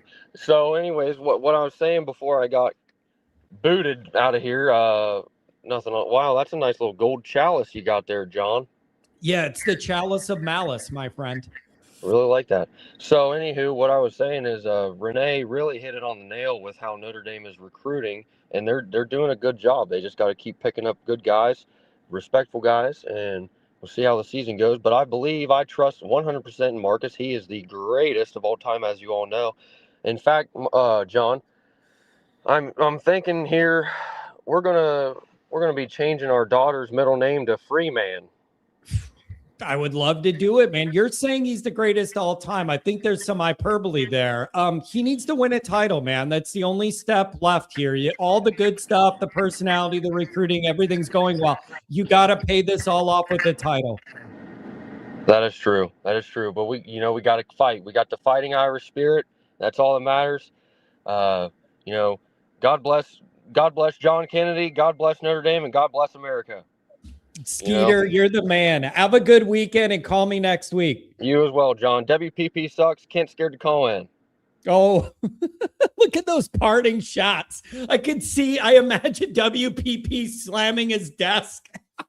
He was in here and he was like, if this guy says one more thing, I'm going after him. I want to imagine WPP overlooking the ocean in one of his hot tubs, drinking his morning scotch with the cigar, and he's banging on the counter right now. This guy, damn it. Do you hate that the Bears are leaving Chicago? Number one is that is not a guaranteed thing. As far as I know, that is not a done deal. But if it happened, hell no, dude, not at all. Number one, Soldier Field is the biggest dump I've ever been in. I do not even understand how it's a major venue. It is horrible. If you're going to a Bears game, 14 hours of your day are gone, and 9 of them are in traffic getting in and out of there. It is a dump. I hate that place. I absolutely despise that one way in, one way out. 50 parking spots for 100,000 people. Terrible. Terrible, terrible. So I don't like Soldier Field. Number two, if you're going to go to Indiana, have them all pay the taxes for the Chicago Bears, go for it. Like literally, if they want to cross the state line and then they pay for our team, go for it. On a selfish note, if they move to the Indiana location, do you know how much easier it would be for me to get in and out of there? Like I could avoid downtown altogether and go from the south at an angle and get right in there in like 35 minutes instead of dicking around with all the city traffic and the downtown and all that stuff. So for me, it would be a benefit to me, probably on the taxes and on the convenience. I need to finish this though by saying I'm not a huge Bears fan, so I don't have like those emotional ties of like watching our guys crack lids on the lakefront in 80. I don't have that. So maybe you would feel differently. How about Comiskey? I love the feel of old original Comiskey Park. I loved the feel of that weird building. And like the old Comiskey Park had a vibe to it. Then they tear it down, go across the street. Here's my biggest complaint. There was a way the current Sox Park sits between a highway where bullets are ricocheting off your car on the Dan Ryan, and on the other side, there's train tracks. There is no, they're trying to make the neighborhood nicer, and there are some modern, like classy bars now, places to hang out. But literally, you have the Dan Ryan shooting range on one side, and then you have train tracks on the other. So there's just there's no room for any life to happen. And I literally say the bullet thing. The last Sox game I left, when I pulled onto the highway out of the stadium, there was a car in the ditch on the highway, right when you pull on off the Sox field. And I'm thinking, oh, that sucks. I wonder if they drank too much or something and wiped out. It was a substitute teacher going back to the suburbs after watching the game who caught a stray in the head and died. Like, you act like I'm like exaggerating this stuff. And then I thought, I got home and saw it on the news and they showed that car in the ditch. I knew, and then they said that's what happened. This nice old substitute teacher lady went to the game and took a stray. And what if that was me that pulled out in front of her? So I'm not kidding. It's rough. But here's the problem with the stadium itself. There was a way they could have built the new stadium for the Sox where the backdrop in the outfield was the downtown skyline with the Sears Tower and whatever they call it now and everything in the skyline. But they didn't do that. They angled it to where you see nothing now. So, and then I read that it was because of the wind patterns. They wanted to build it with center field a certain way with the wind pattern or whatever. But I would have liked that stadium a lot more if they angled it so the backdrop was the beautiful skyline. But they didn't do that. But the actual field, man, you're in between a railroad line in a shooting range. There's just not much to work with, man. There's just not much to work with there. It's kind of rough. It's kind of rough in there. Quentin, good morning, buddy. What's going on? Good morning, Jen. How are you? And I'm doing good, my friend. I'm excited. Notre Dame's got it rolling right now. The recruiting's good. We hope it's going to get better later on today. What are your thoughts for the off season? This is about as good as a vibe as you could have so far. What do you think? I think it is too. I'm happy that Notre Dame has recruited great players, and it's exciting to see all these new guys going to Notre Dame. And Marcus Freeman has been doing awesome with that. And I agree with you. It's like hopefully Marcus Freeman, he'll win a national championship with Notre Dame. I'm hoping it'll be this year, even 2027, and that they'll make it in the playoffs and be able to finally get over that hurdle and win a national championship after all these years. Quentin, doesn't it just feel like that's the next natural step here? Notre Dame has pretty much checked all of the other boxes under Freeman. They're recruiting very well. You had a playoff run, kind of unexpected, to make it all the way to the title game and came close. Like it just feels like there's no other boxes to check other than the program getting over the ultimate hurdle. You build Freeman a statue, and then we're playing with house money, and I could die happy, right? Right. It's like that would be great if Notre Dame finally wins the national championship after all these years since 1988, and that Marcus Freeman gets his first national championship at Notre Dame, and that all those guys have a title. Yeah, it's like I want them to finally do that, and then I'll be happy if they do. Yeah. Hey, Quinn, what do you make of the discussion we had about the playoff field? Do you want it to stay, or are you pushing for 16 or 24? What do you think would help Notre Dame succeed the most? What would that look like in your mind? How do you view that?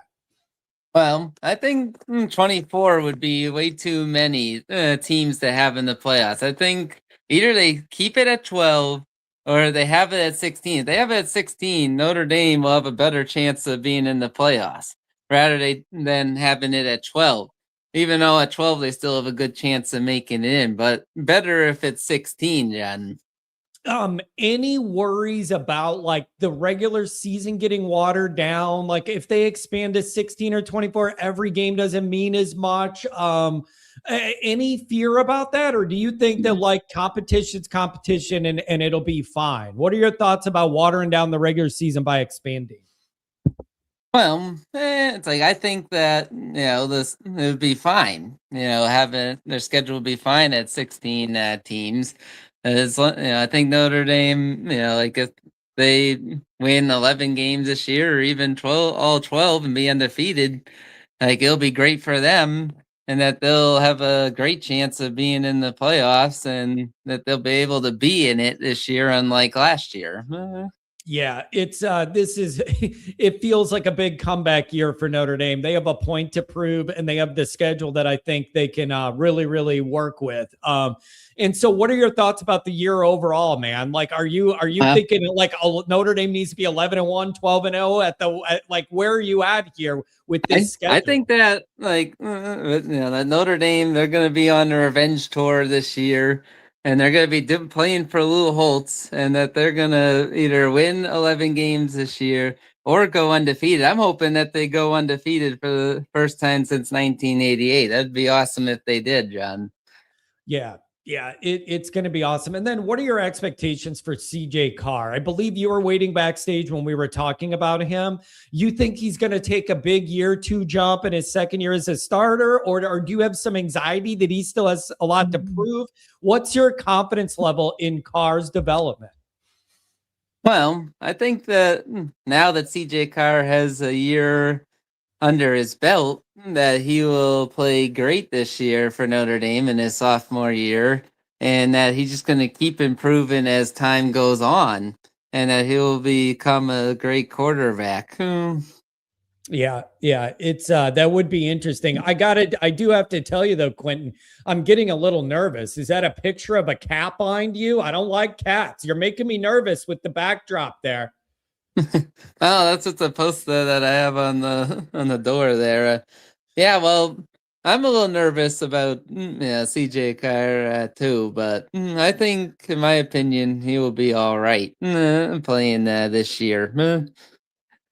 Yeah, it's I think so too. I think we're gonna get I think it's gonna be a more well-rounded offense that could do a little more. You don't have Love and Price, but I do think you're gonna be able to throw the ball a little better, test teams that way, make them play you straight up and worry about everything, and that'll open up some of the running game.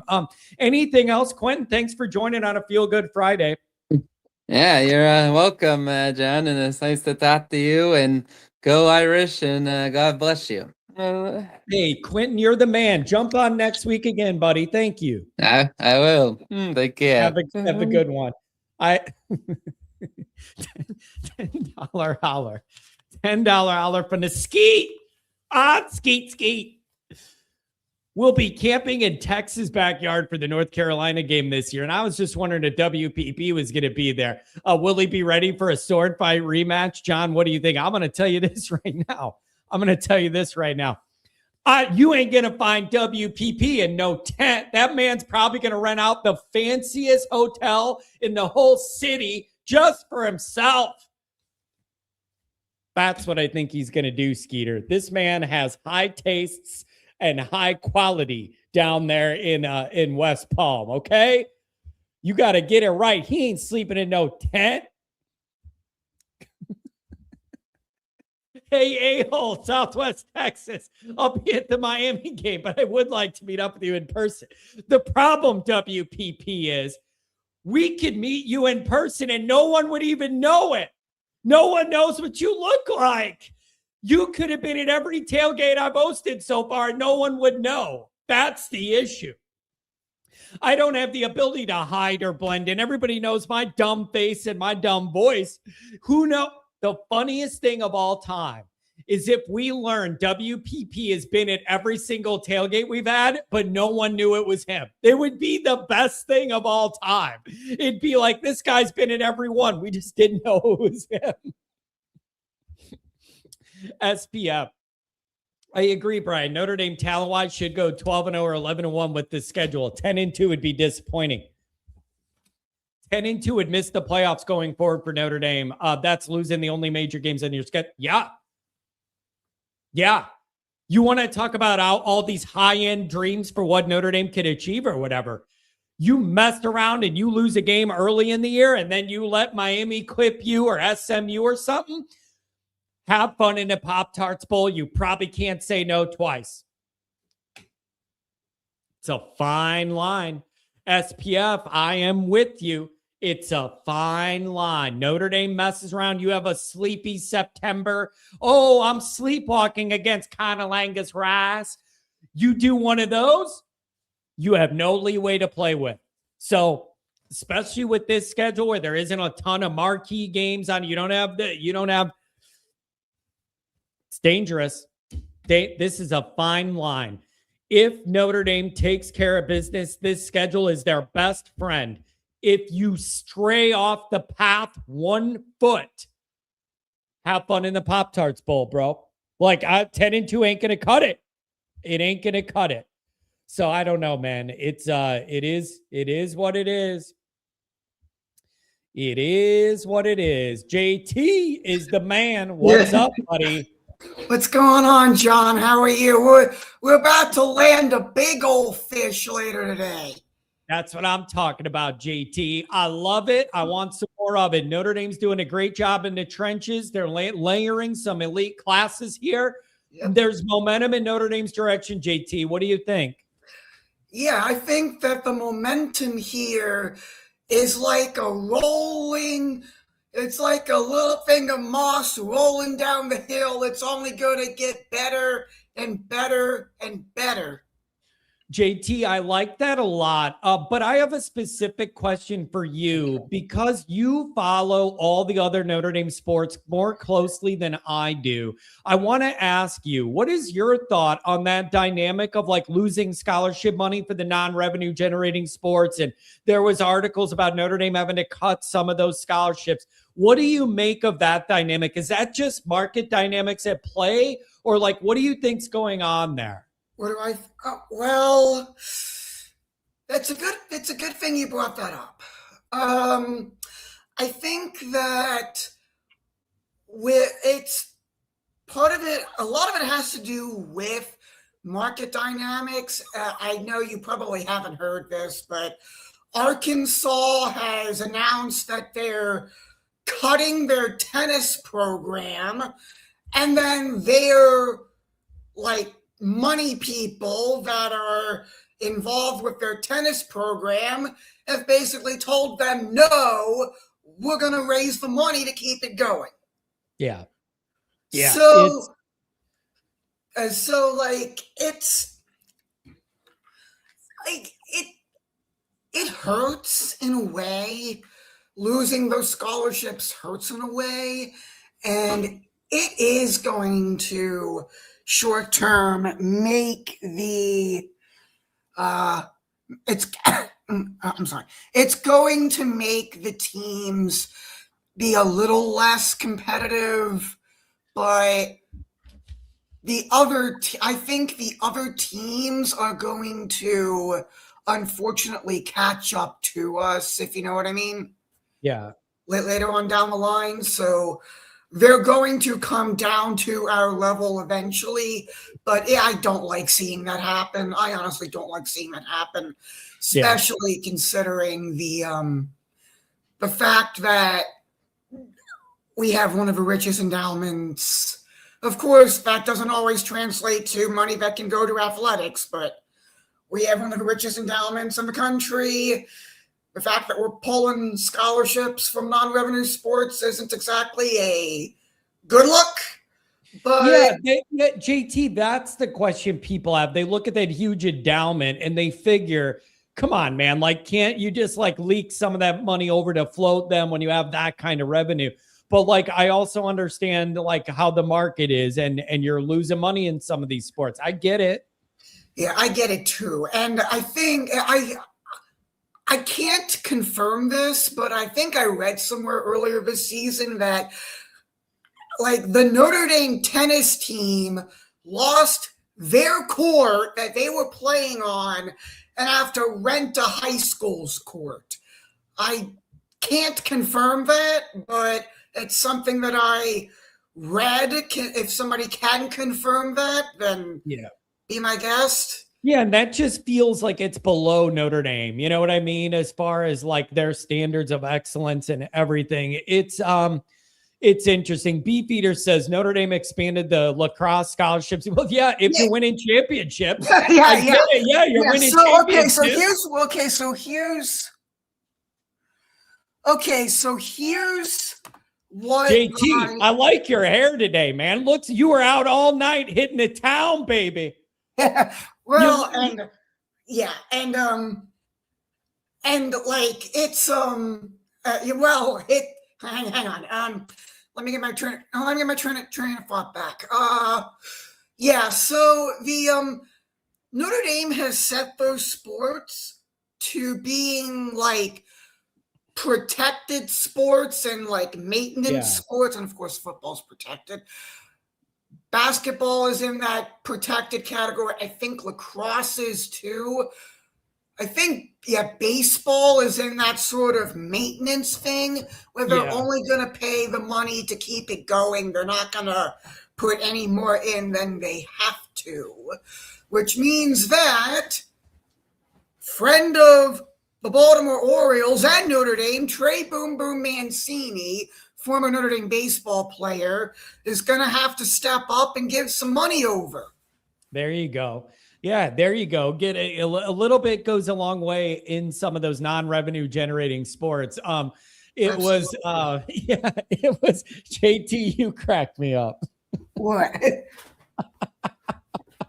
What? The side eye you just gave whoever walked through your shop was an all-timer. You're like, hey, I'm on camera here. I'm doing a media hit. Get out of the shot. You sound like Katie Porter Jr. Get out of my shot. Come here. What? Come here. What? This is my father. Hey, hello. How you doing, Mr. Delaney? You're live on the air. We're talking Notre Dame football. We're talking Notre Dame football, sir. How you doing? I'm doing great. JT's a regular, and we love to have him. We're just talking Notre Dame ball. Yeah. Oh, yeah. All right. Okay. Okay. I wanted to. Well, I mean, we're live, people. We're live, so anyway, like we were saying, anyway, like we were saying, the Why are you laughing? You're making me laugh. Just the situation. Anyway, like I was saying, maintenance sports. The maintenance sports, if you're an alum who played one of the sports that has been deemed a maintenance sport, then you have got to step up and give the money so that the sport can progress more than just, keeping the lights on. Yeah. Yeah, you're right about that. It's it's going to be an interesting dynamic to see how it plays out. You're just not used to Notre Dame like theoretically struggling for money in any given area of the operation. So I just think that takes people by surprise. JT, anything else here? What are you looking for in the next little run? Keep the commits coming, keep the good vibes going. What are you looking for in the short term? What am I looking for in the short term? I'm looking for that big Mount Notre Dame roller coaster to just keep going down that hill, baby. Keep the ride going, keep the excitement going, keep the commits coming, keep everything coming, keep the good times a rolling. And that's it. That's it. JT, you're the man. Have a good weekend and then jump on next week. Hopefully we'll have some more good recruiting news. You're the man, JT. Have a good one, buddy. Yeah, I got it. Man, some people you just could tell they have a pure soul. Like, do you know what I mean? You ever met someone where you could just tell they have a pure soul? You know who's another one of those people? I don't know if Nikki Dean's still here. Nick Dean's wife. Like, she's one of those people I met and I just knew she had a pure soul. Like, I just feel like that's JT. Me, I'm tainted. I'm not saying that about myself, but like, I could just tell JT just has a nice soul. Oh, man. New coach at LSU with big ego, lots of transfers. Will they be ready for September? That's a question for SPF. I've wondered that too, with all the hype with Lane Kiffin, and then it's year one, and then you did the portal thing and got guys coming from Ole Miss or wherever else. I don't have the answer to that either, of like how quickly they're going to, how quick you guys are writing some funny stuff in the chat. The God bless JT. I don't know how quickly or not the LSU thing's going to get ramped up. I do have a beef with them though. Did you see what Osbury, the AD, isn't he still the AD? Our player's dad, the AD. He was ripping Brian Kelly the other day. Now we got a coach who actually will spend time with the players. He will actually want to meet with the donors. Like, they're like, what's it going to take to succeed? And that's the stuff he was saying of like, we need a guy that actually wants to do the work and wants to be with the people and engage with the fans and the donors and be around the football facilities and all this stuff. I'm telling you, every single thing we said was going to happen to LSU with Brian Kelly has happened line by line. Every single part of it has come true. I am shocked the LSU media people still have credibility and people watch them and their channels are growing. It's unbelievable. I don't think you should be allowed to be this dead wrong for this many years about something and everybody just moves on like it was no big deal. I don't understand it. They were all dead wrong on every single thing they predicted about how this was going to go for 4 years in a row. They were gaslighting their own people, fighting with us. Oh, one more year. Wait till they're recruiting. It's different here. We could get the talent. Notre Dame held that guy back. Unbelievable. If you think Lane can't win at LSU, you're crazy. Nobody said that. I just knew Brian Kelly couldn't. Nobody said that. Nobody said Lane couldn't do it, or I'm not saying that. I just knew Brian Kelly wasn't going to do it. I don't know about anybody else, but I know that guy better than he knows himself. So, but some of these media people, I don't know how the fan base trusts them when they got lied to for 4 straight years, and now they just move on and hang on every word their media says. You lost all your credibility selling everybody Brian Kelly was going to win a title at LSU when there was no evidence to suggest that. They weren't even open to the things we were saying, and every one of them happened. Every negative Brian Kelly thing we said would happen has happened. It's unbelievable. But for some reason, those media people get away with it, and they're not held accountable for being dead wrong about the number one most important thing going on. How is that possible? That there's no consequences for the media being that wrong for that long. John, Kelly's gone, my guy. We don't care. I care because for 4 years, those people told me I didn't know what I was talking about. And now I'm proven completely right. So I'm going to crow about it. How about that? 4 years, they told me, you don't understand football. You don't understand Southern football and how it goes here. You don't get it, John. Turns out I was right about every single thing I said. Every single thing I said has been proven true. And somehow those people still have credibility. It absolutely blows my mind. Catfish, I only got a couple minutes left. What's up, buddy? Hey, buddy, what's going on? I just wanted to call in. I wanted to give a couple shout outs to the new callers. Skeet, what's going on with him? Look at the Hey, these right here. Baby. These are from our boy Tex.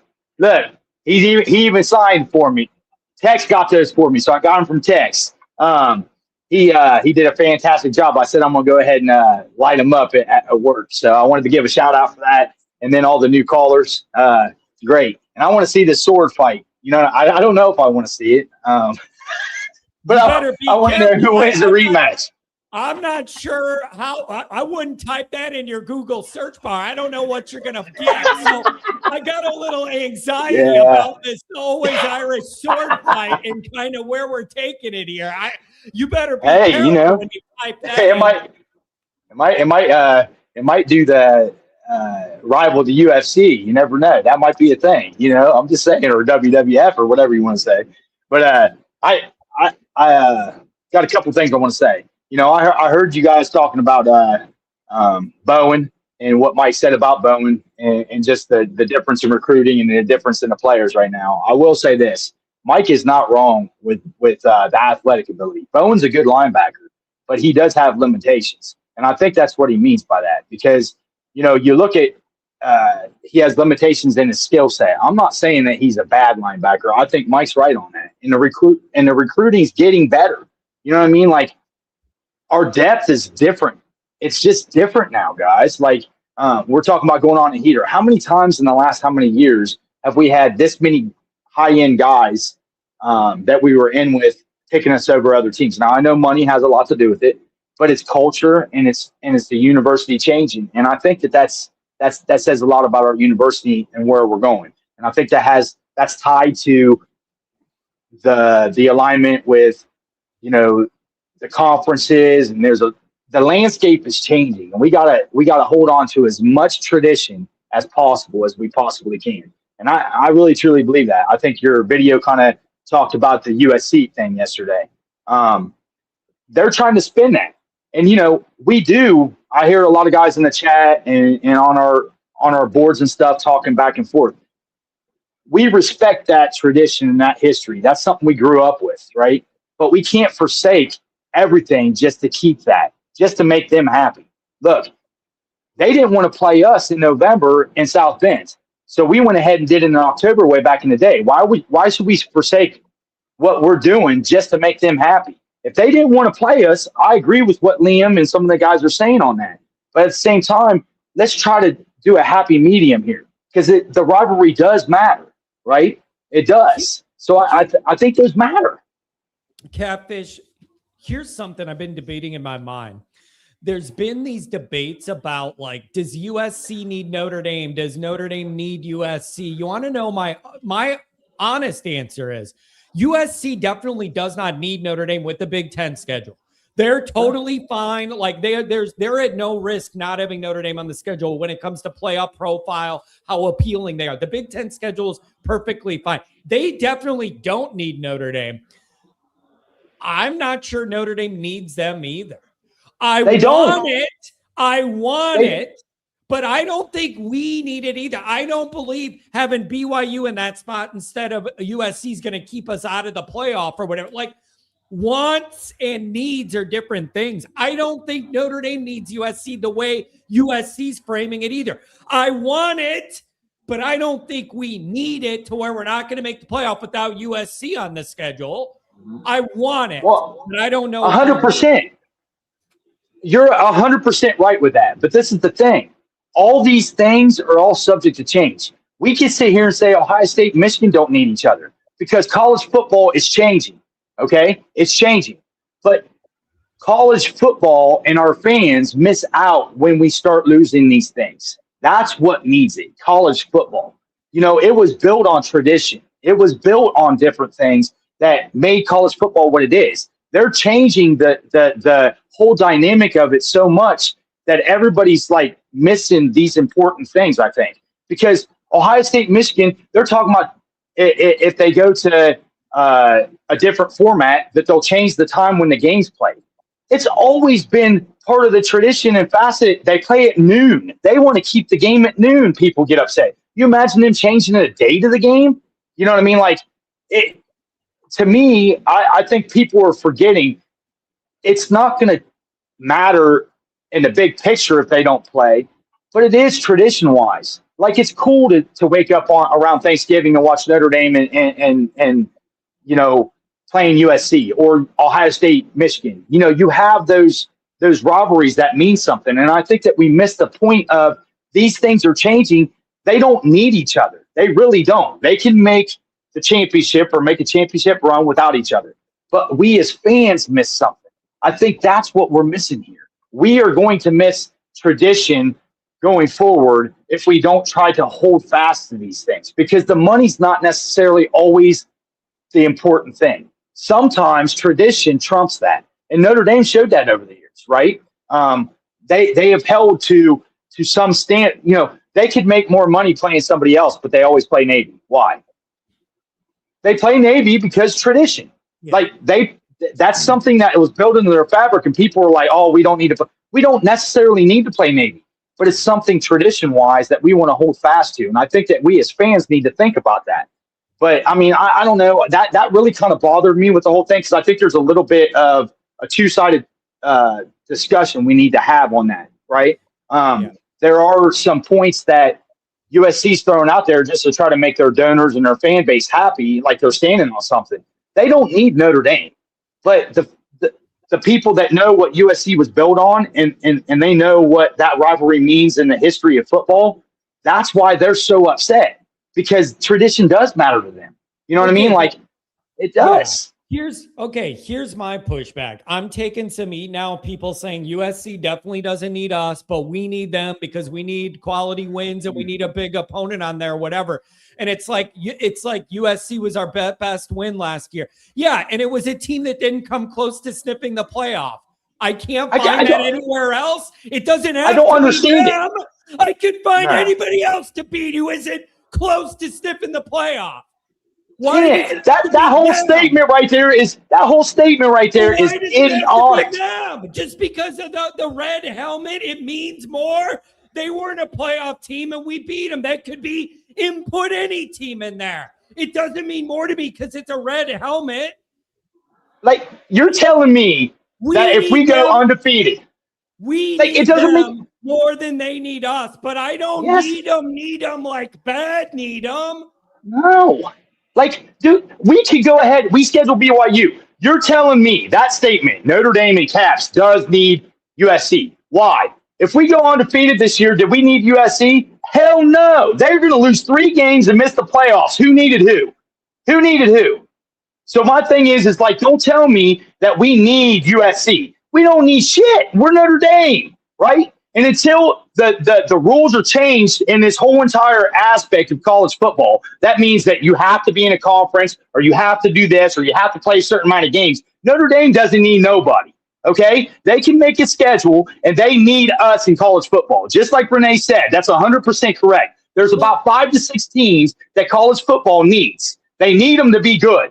And Renee was 100% right on that. And Notre Dame is one of those. Whether Renee or whether Kent wants to believe that or not, it's true. That's why he's on a Notre Dame podcast. Because he's on a Notre Dame podcast because Notre Dame is relevant. So college football needs Notre Dame. They're not going to kick Notre Dame out because they didn't play USC or whatever. They can find somebody else to throw in there, and Notre Dame can go ahead and do what they're going to do. It's better for college football.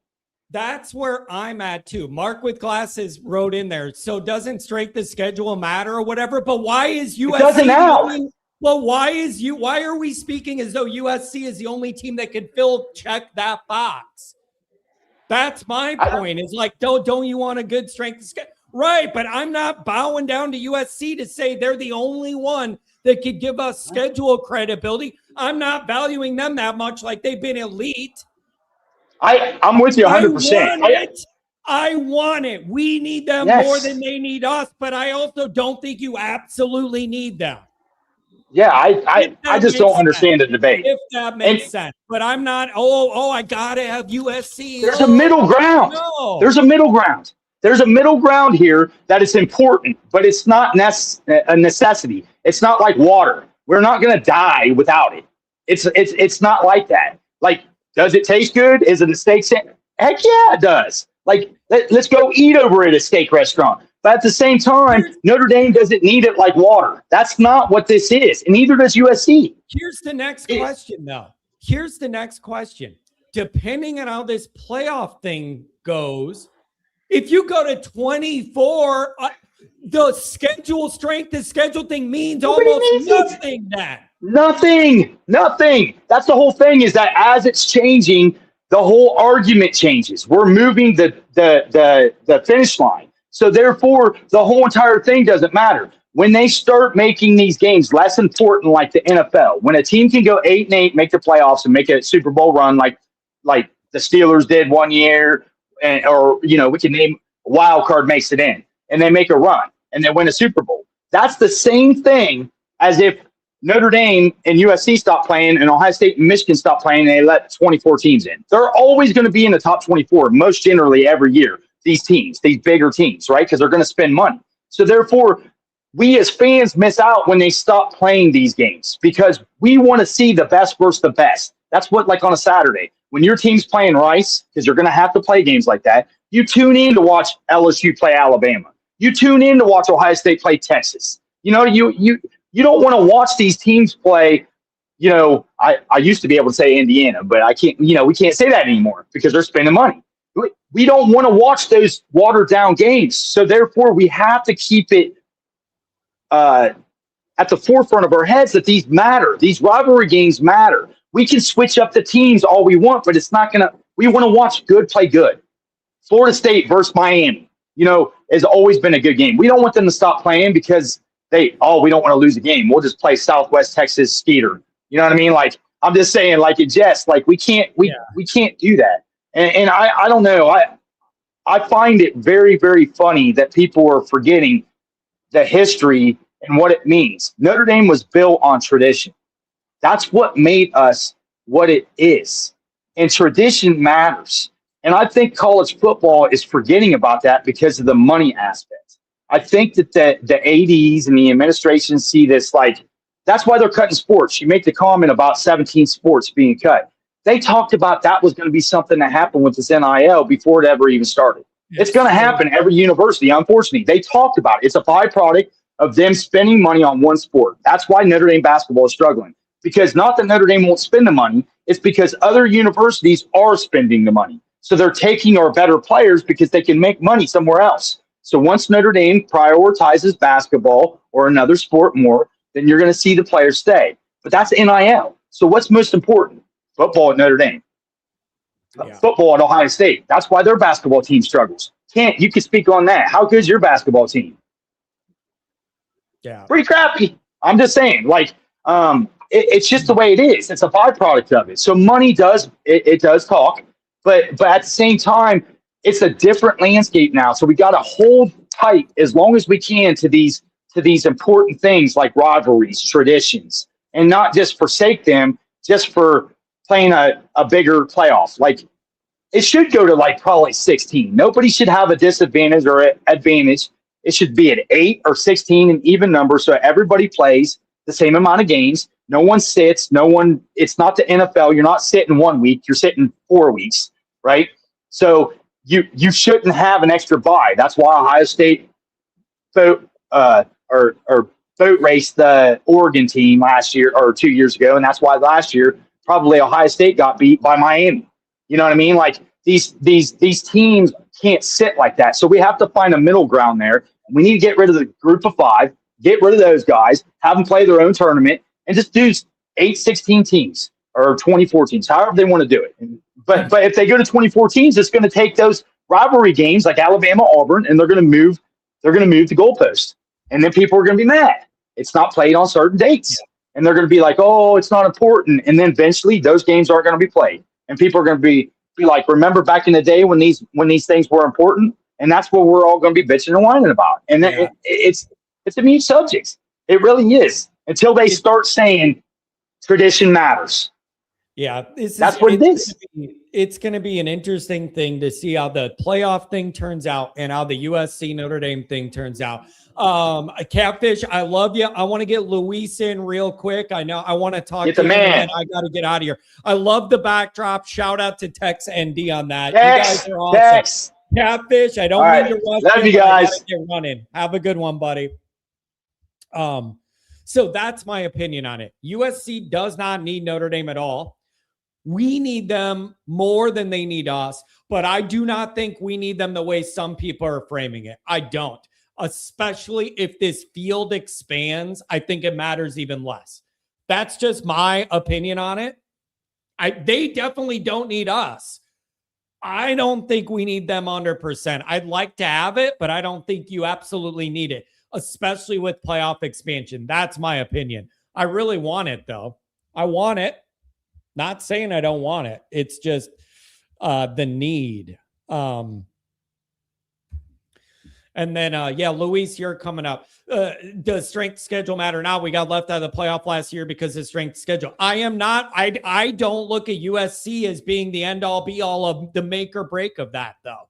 I just don't. I think you could find a team or a blend of other teams to make up that gap. And quite frankly, like USC hasn't been the greatest team to beat lately either. So I don't know. I don't think it's a big, we need them as much as some people are saying, but we definitely need them more than they need us. That's my opinion. So I don't know. Whatever. Notre Dame only has 9 games set up for 27. Well, I guess Pete Pavakwa better do his job then and get on the old-fashioned horn. That doesn't mean that I'm just going to bow down and do whatever USC wants. Get on the horn and do your job and figure out some games and give some people some money. I don't know. That's Pete's job. That doesn't mean we need 3 games. Better give USC everything they want. That one thing doesn't equal the other to me. BK won the West his first year and Heisman his second. I don't say his years at LSU were a failure. LSU just has a short fuse. Yeah, I've seen the argument of like, yeah, they had that great first year or whatever, and then the second year, and then whatever. Yeah, you guys, it's a really easy equation. It takes a while to ruin a good football culture. No one else has realized this with Brian Kelly. Yeah, it takes him a few years to totally ruin the vibe and turn everyone off and have nobody wanting to be engaged. Yeah, it doesn't happen overnight. It takes a guy like that a while to poison the well and start ruining the fun for everyone to where no one wants to be there anymore. That's what happened there, man. Takes him some time to ruin the culture. That's why he did good at first. Luis, what's going on, buddy? How's it going, John? Hey, man, we've been thinking about you. We've been praying for the family. I know you're going through some stuff, so just wanted you to know we're thinking about you. Yeah. That's probably one of the main reasons why I called into your show right now was to let you know that. First of all, thank you for everybody. Like really, Renee actually called me in the morning and I couldn't answer his phone. I was just been tired. But I just want to get a shout out to Liam, Renee, Soli, Eric, man, just everybody, bro. Just too many to mention. I'm not trying to get all that, but we talk about how Notre Dame is rolling right now. I hear I'm here and there, not in tune as much as I normally am. I'm taking care of my dad. What's gonna happen is gonna happen, and we're thought about you yesterday because we were looking at funeral homes and stuff like that.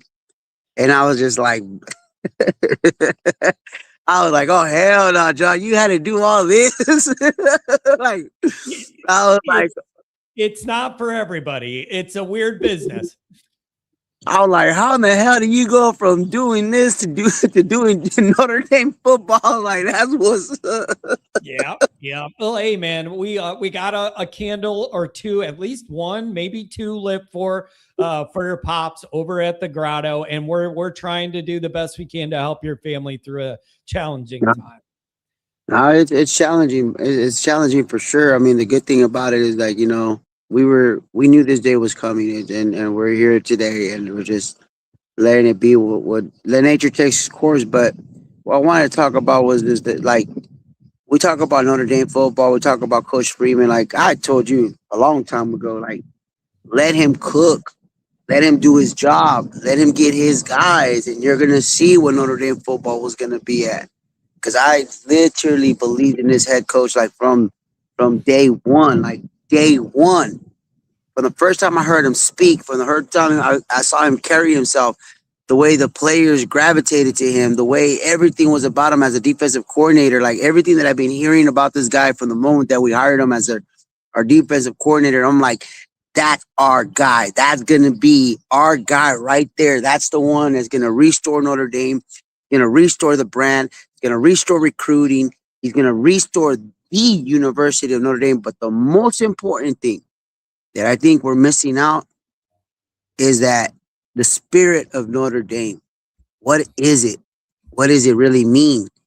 You know what I mean? And under these circumstances that I'm going through, I know what that spirit is, It's to me, it's not only having your faith, but putting others in front of you at difficult moments, at difficult times, and loving each other and supporting each other through no matter what, good, bad, and ugly. You know what I mean? And I feel like that's one of the things that I've embraced through this chapter of my life is just the love and support that I received from everybody. Even the other day, right on Wednesday when I got the call about my dad, right before that, there was a young man that's trying to do an internship at our company, right? And like I'm telling you, John, like I didn't think about what I was going through. I thought about helping the individual. I got him in contact with the people that he needs to. I emailed a couple people, and that young man emailed me back. And he's not a football player, but he's a Notre Dame student, you know. And it felt real good. Like he's like, I didn't know that you were going through. Thank you for doing that. Like, why'd you have to? And it's like, at moments of difficult time, we worry about ourselves and we still don't do stuff for others. And I think the Notre Dame spirit to me is like, keep doing you and keep helping others, you know, because you just never know. I don't know. It's just one of those things I felt like I just had to do for someone else. And right now is like the support, the love that we have, the community. And I mean, yeah, like look at what Notre Dame is doing off the, I mean, that's like off the field, but look at on the field right now. The recruiting is awesome. You're going everywhere. People Baco, I got to give him some time. I really don't want to say too much about Pete Baco right now. I just hope that he has a backbone, and I hope he has a balls of steel, because we ain't your old Notre Dame that we're gonna get pushed around and we're gonna stand around and allow you to do whatever everybody else wants you to do. We are the University of Notre Dame, and we stand on business. So Pete, you better start standing on business too, bro, because you're borderline getting on my bad side right now. You better start telling the ACC to screw this whole 24 playoff team, and you better get ready, because we let them know how we think that this needs to be too, because we have a say-so on the table. So, boy, you better get your poker cards, and you better start playing punk or flush or whatever it is that you got to do. But you better lay your cards on there, win your balls too, my boy. Stop being a pushover. I like that. And Pete's got some big decisions to make. The USC decision is a big one to make. If this thing expands to 16 or 24, how does that affect Notre Dame's scheduling model one way or the other overall, separate from the USC issue? Like Pete Bavacqua, he's got this job at a key time in Notre Dame land with so many changes. Yeah, and then, okay, like, I like I think was it Renee or who was it? They were talking about like, and when we're at home, yeah, bring them in November. Like, you want to play that stupid game? We'll set it up the last week of November or prior to that. Yeah, and then if you want to go to week 0 in Mexico City, what part of Mexico do you want to be at in week 0? Because if you don't know how the weather is over there, you stupid as hell. Because it ain't sunny and shine. I don't know what the hell you thinking about. Because it's week 0. You're talking about in the beginning of August or the end of August. I mean, I'm sorry, the end of August or the beginning of September. That is raining season in Mexico, stupid asses. So what the hell are you thinking about? Like, are you that stupid? Like, do you have any idea how the climate works, idiots? Like, bro, I hope you go to week 0 in Mexico, because you're going to see what weather is out there. And this ain't no little rain and sprinkling and all that shit. You know what I mean? So like I said, depends on what part of Mexico you want to go, because it could be slushy, it could be raining, it could be storming. It no matter, it could be windy as hell, but it ain't going to be sunshine, my boy. That's for sure that ain't going to be. Luis, I appreciate it. Even in the midst of some challenging circumstances, you still bring that fire, man. You still bring the fire, baby.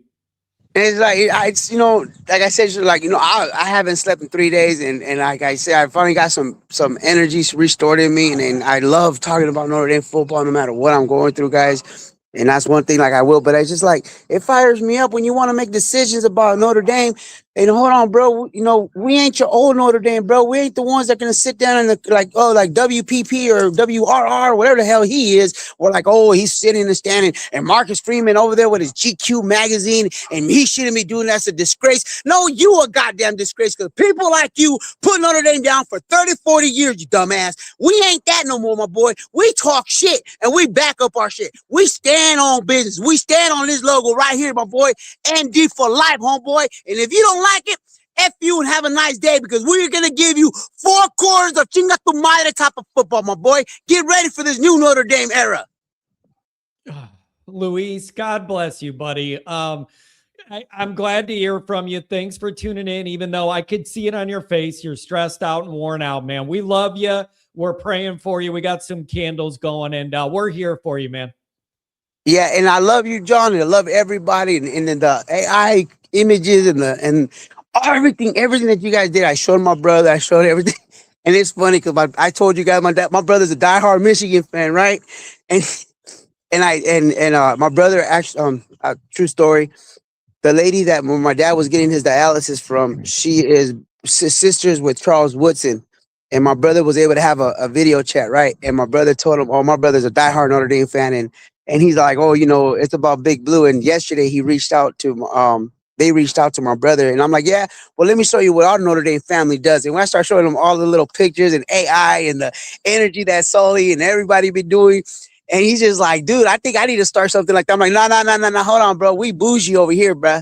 Like, nah. We stay bougie over here. You do your cheating ass shit over there, bro. We're not like that. We classy people over here. So it was a moment. I thought about you guys. I love you guys. And hey, go Irish and enjoy the moment, guys. Enjoy this football team. Enjoy the moment that we're living. We have 3 more months to go before we got to get into the grit. Right now, the shit talking starts, my boy. That's all we can do at the moment. We can speculate and articulate and animate. Now, right now, let's stack on our chips because we got some football games to be at, and we got to bury some people because we're going to reborn this university, and we're going to restore everything that Notre Dame stands for, and we ain't taking no prisoners. We're on a revenge tour. We're on a mission, and we're not losing sight of that. That's the most important thing. All right, I like John, it, I'm out. Really, really good call. Hey, you got my number. Message me, text me if you need anything. Okay, bro? I will, sir. Later. Have a good one. Man, I love that guy. Even when he's like going through some stuff with family health stuff, he's still here. Will, look at football realistic. You played to be USC last year, the number 17 team in the country, didn't make the playoff. Now you got Rice. Really? But there's a flaw in your logic because Notre Dame did not replace USC on the schedule with Rice. They replaced us with San Jose State, but we got BYU. You can't look at it that way. Rice was already, Conolangus was already on there. It's not like we did that and then added Rice. They added San Jose State. At least we tried to add somebody. So I don't look at that way. You can't just take the crappiest team on the schedule now and say Notre Dame cowered out and did that flip when the timing doesn't line up. That's my final answer on it. They definitely don't need us.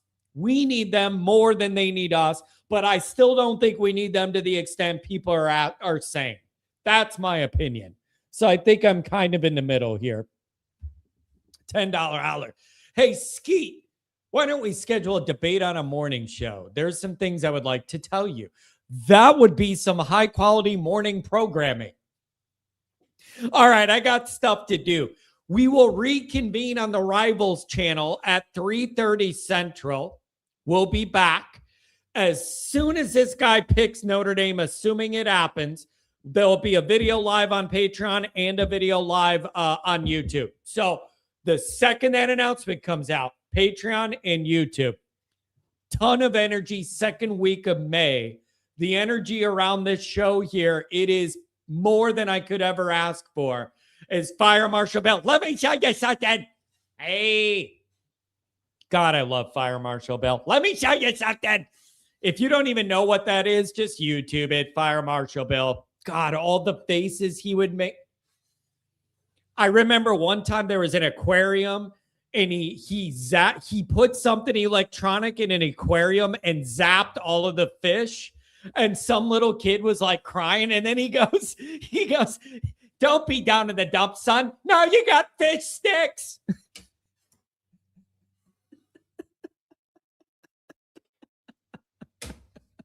I love this show. I love this show. What else did somebody say? WPP, you better have some Blue Chew on standby because that last sword fight was pretty small. Man, I'm telling you what, you never know what you're going to get here. This is all hilarious. All right, 3:30 Central. With the Always Irish, people are going to bombard the Rivals channel. And then as soon as he commits, I'll have a video and a Patreon. Love you guys.